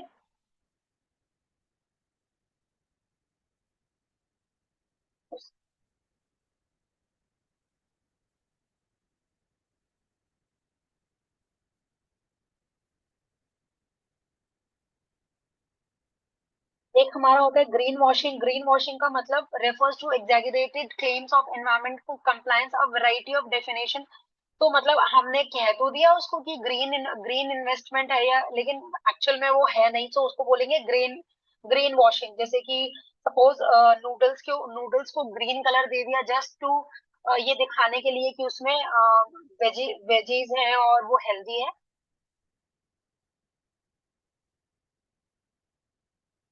इसके अलावा इसका प्रोग्रेस,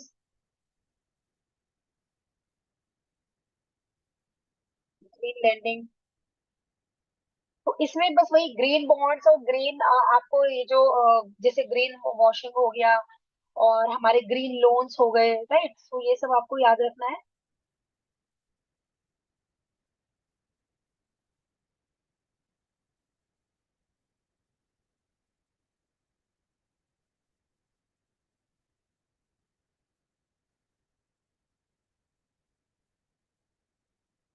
ठीक है, बाकी इसमें थोड़ा फुल फॉर्म देखनी है, लाइक ये national guidelines on responsible business conduct, business responsibility reporting.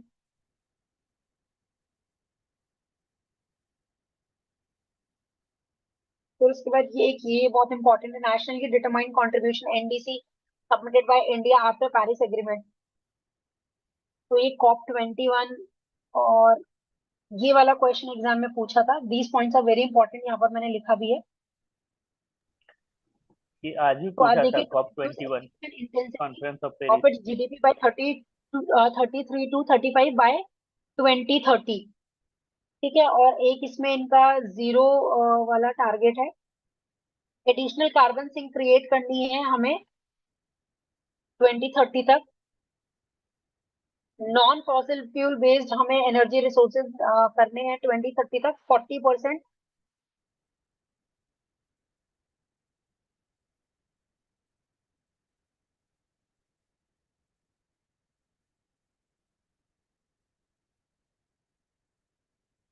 ये वाला ना, यहाँ से क्वेश्चन पूछा था, ये वाला जहाँ पे ये एरो बना है, ये वाला क्वेश्चन पूछा था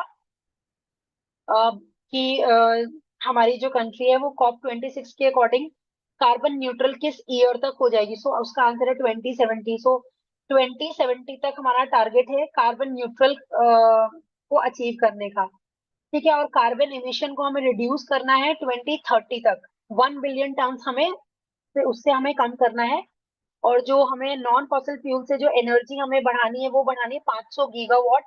तो ये 2021 के हैं, राइट। सो COP 26 के गाइडलाइंस है, जो COP 26 से क्वेश्चन पूछा गया था, राइट।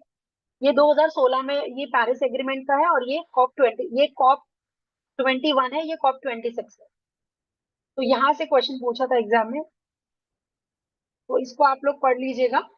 और दूसरा हमने ये जो यहाँ पर कुछ पॉइंट्स पढ़े हैं ये सब, तो इसमें बस ये इंपॉर्टेंट है, राइट। तो मॉड्यूल डी हम लोगों ने कवर कर लिया है एक बार ऊपर ऊपर से। मॉड्यूल डी बहुत अच्छे से करके जाइएगा, दोबारा एक बार मॉर्निंग में भी इसको पढ़िएगा, राइट। स्पेशली जो की पॉइंट्स है उनको एक बार आप जरूर पढ़ के जाइएगा दोबारा से। तो ऑल द वेरी बेस्ट, और अगर कोई क्वेरी है तो पूछ लीजिए, otherwise we will end the class.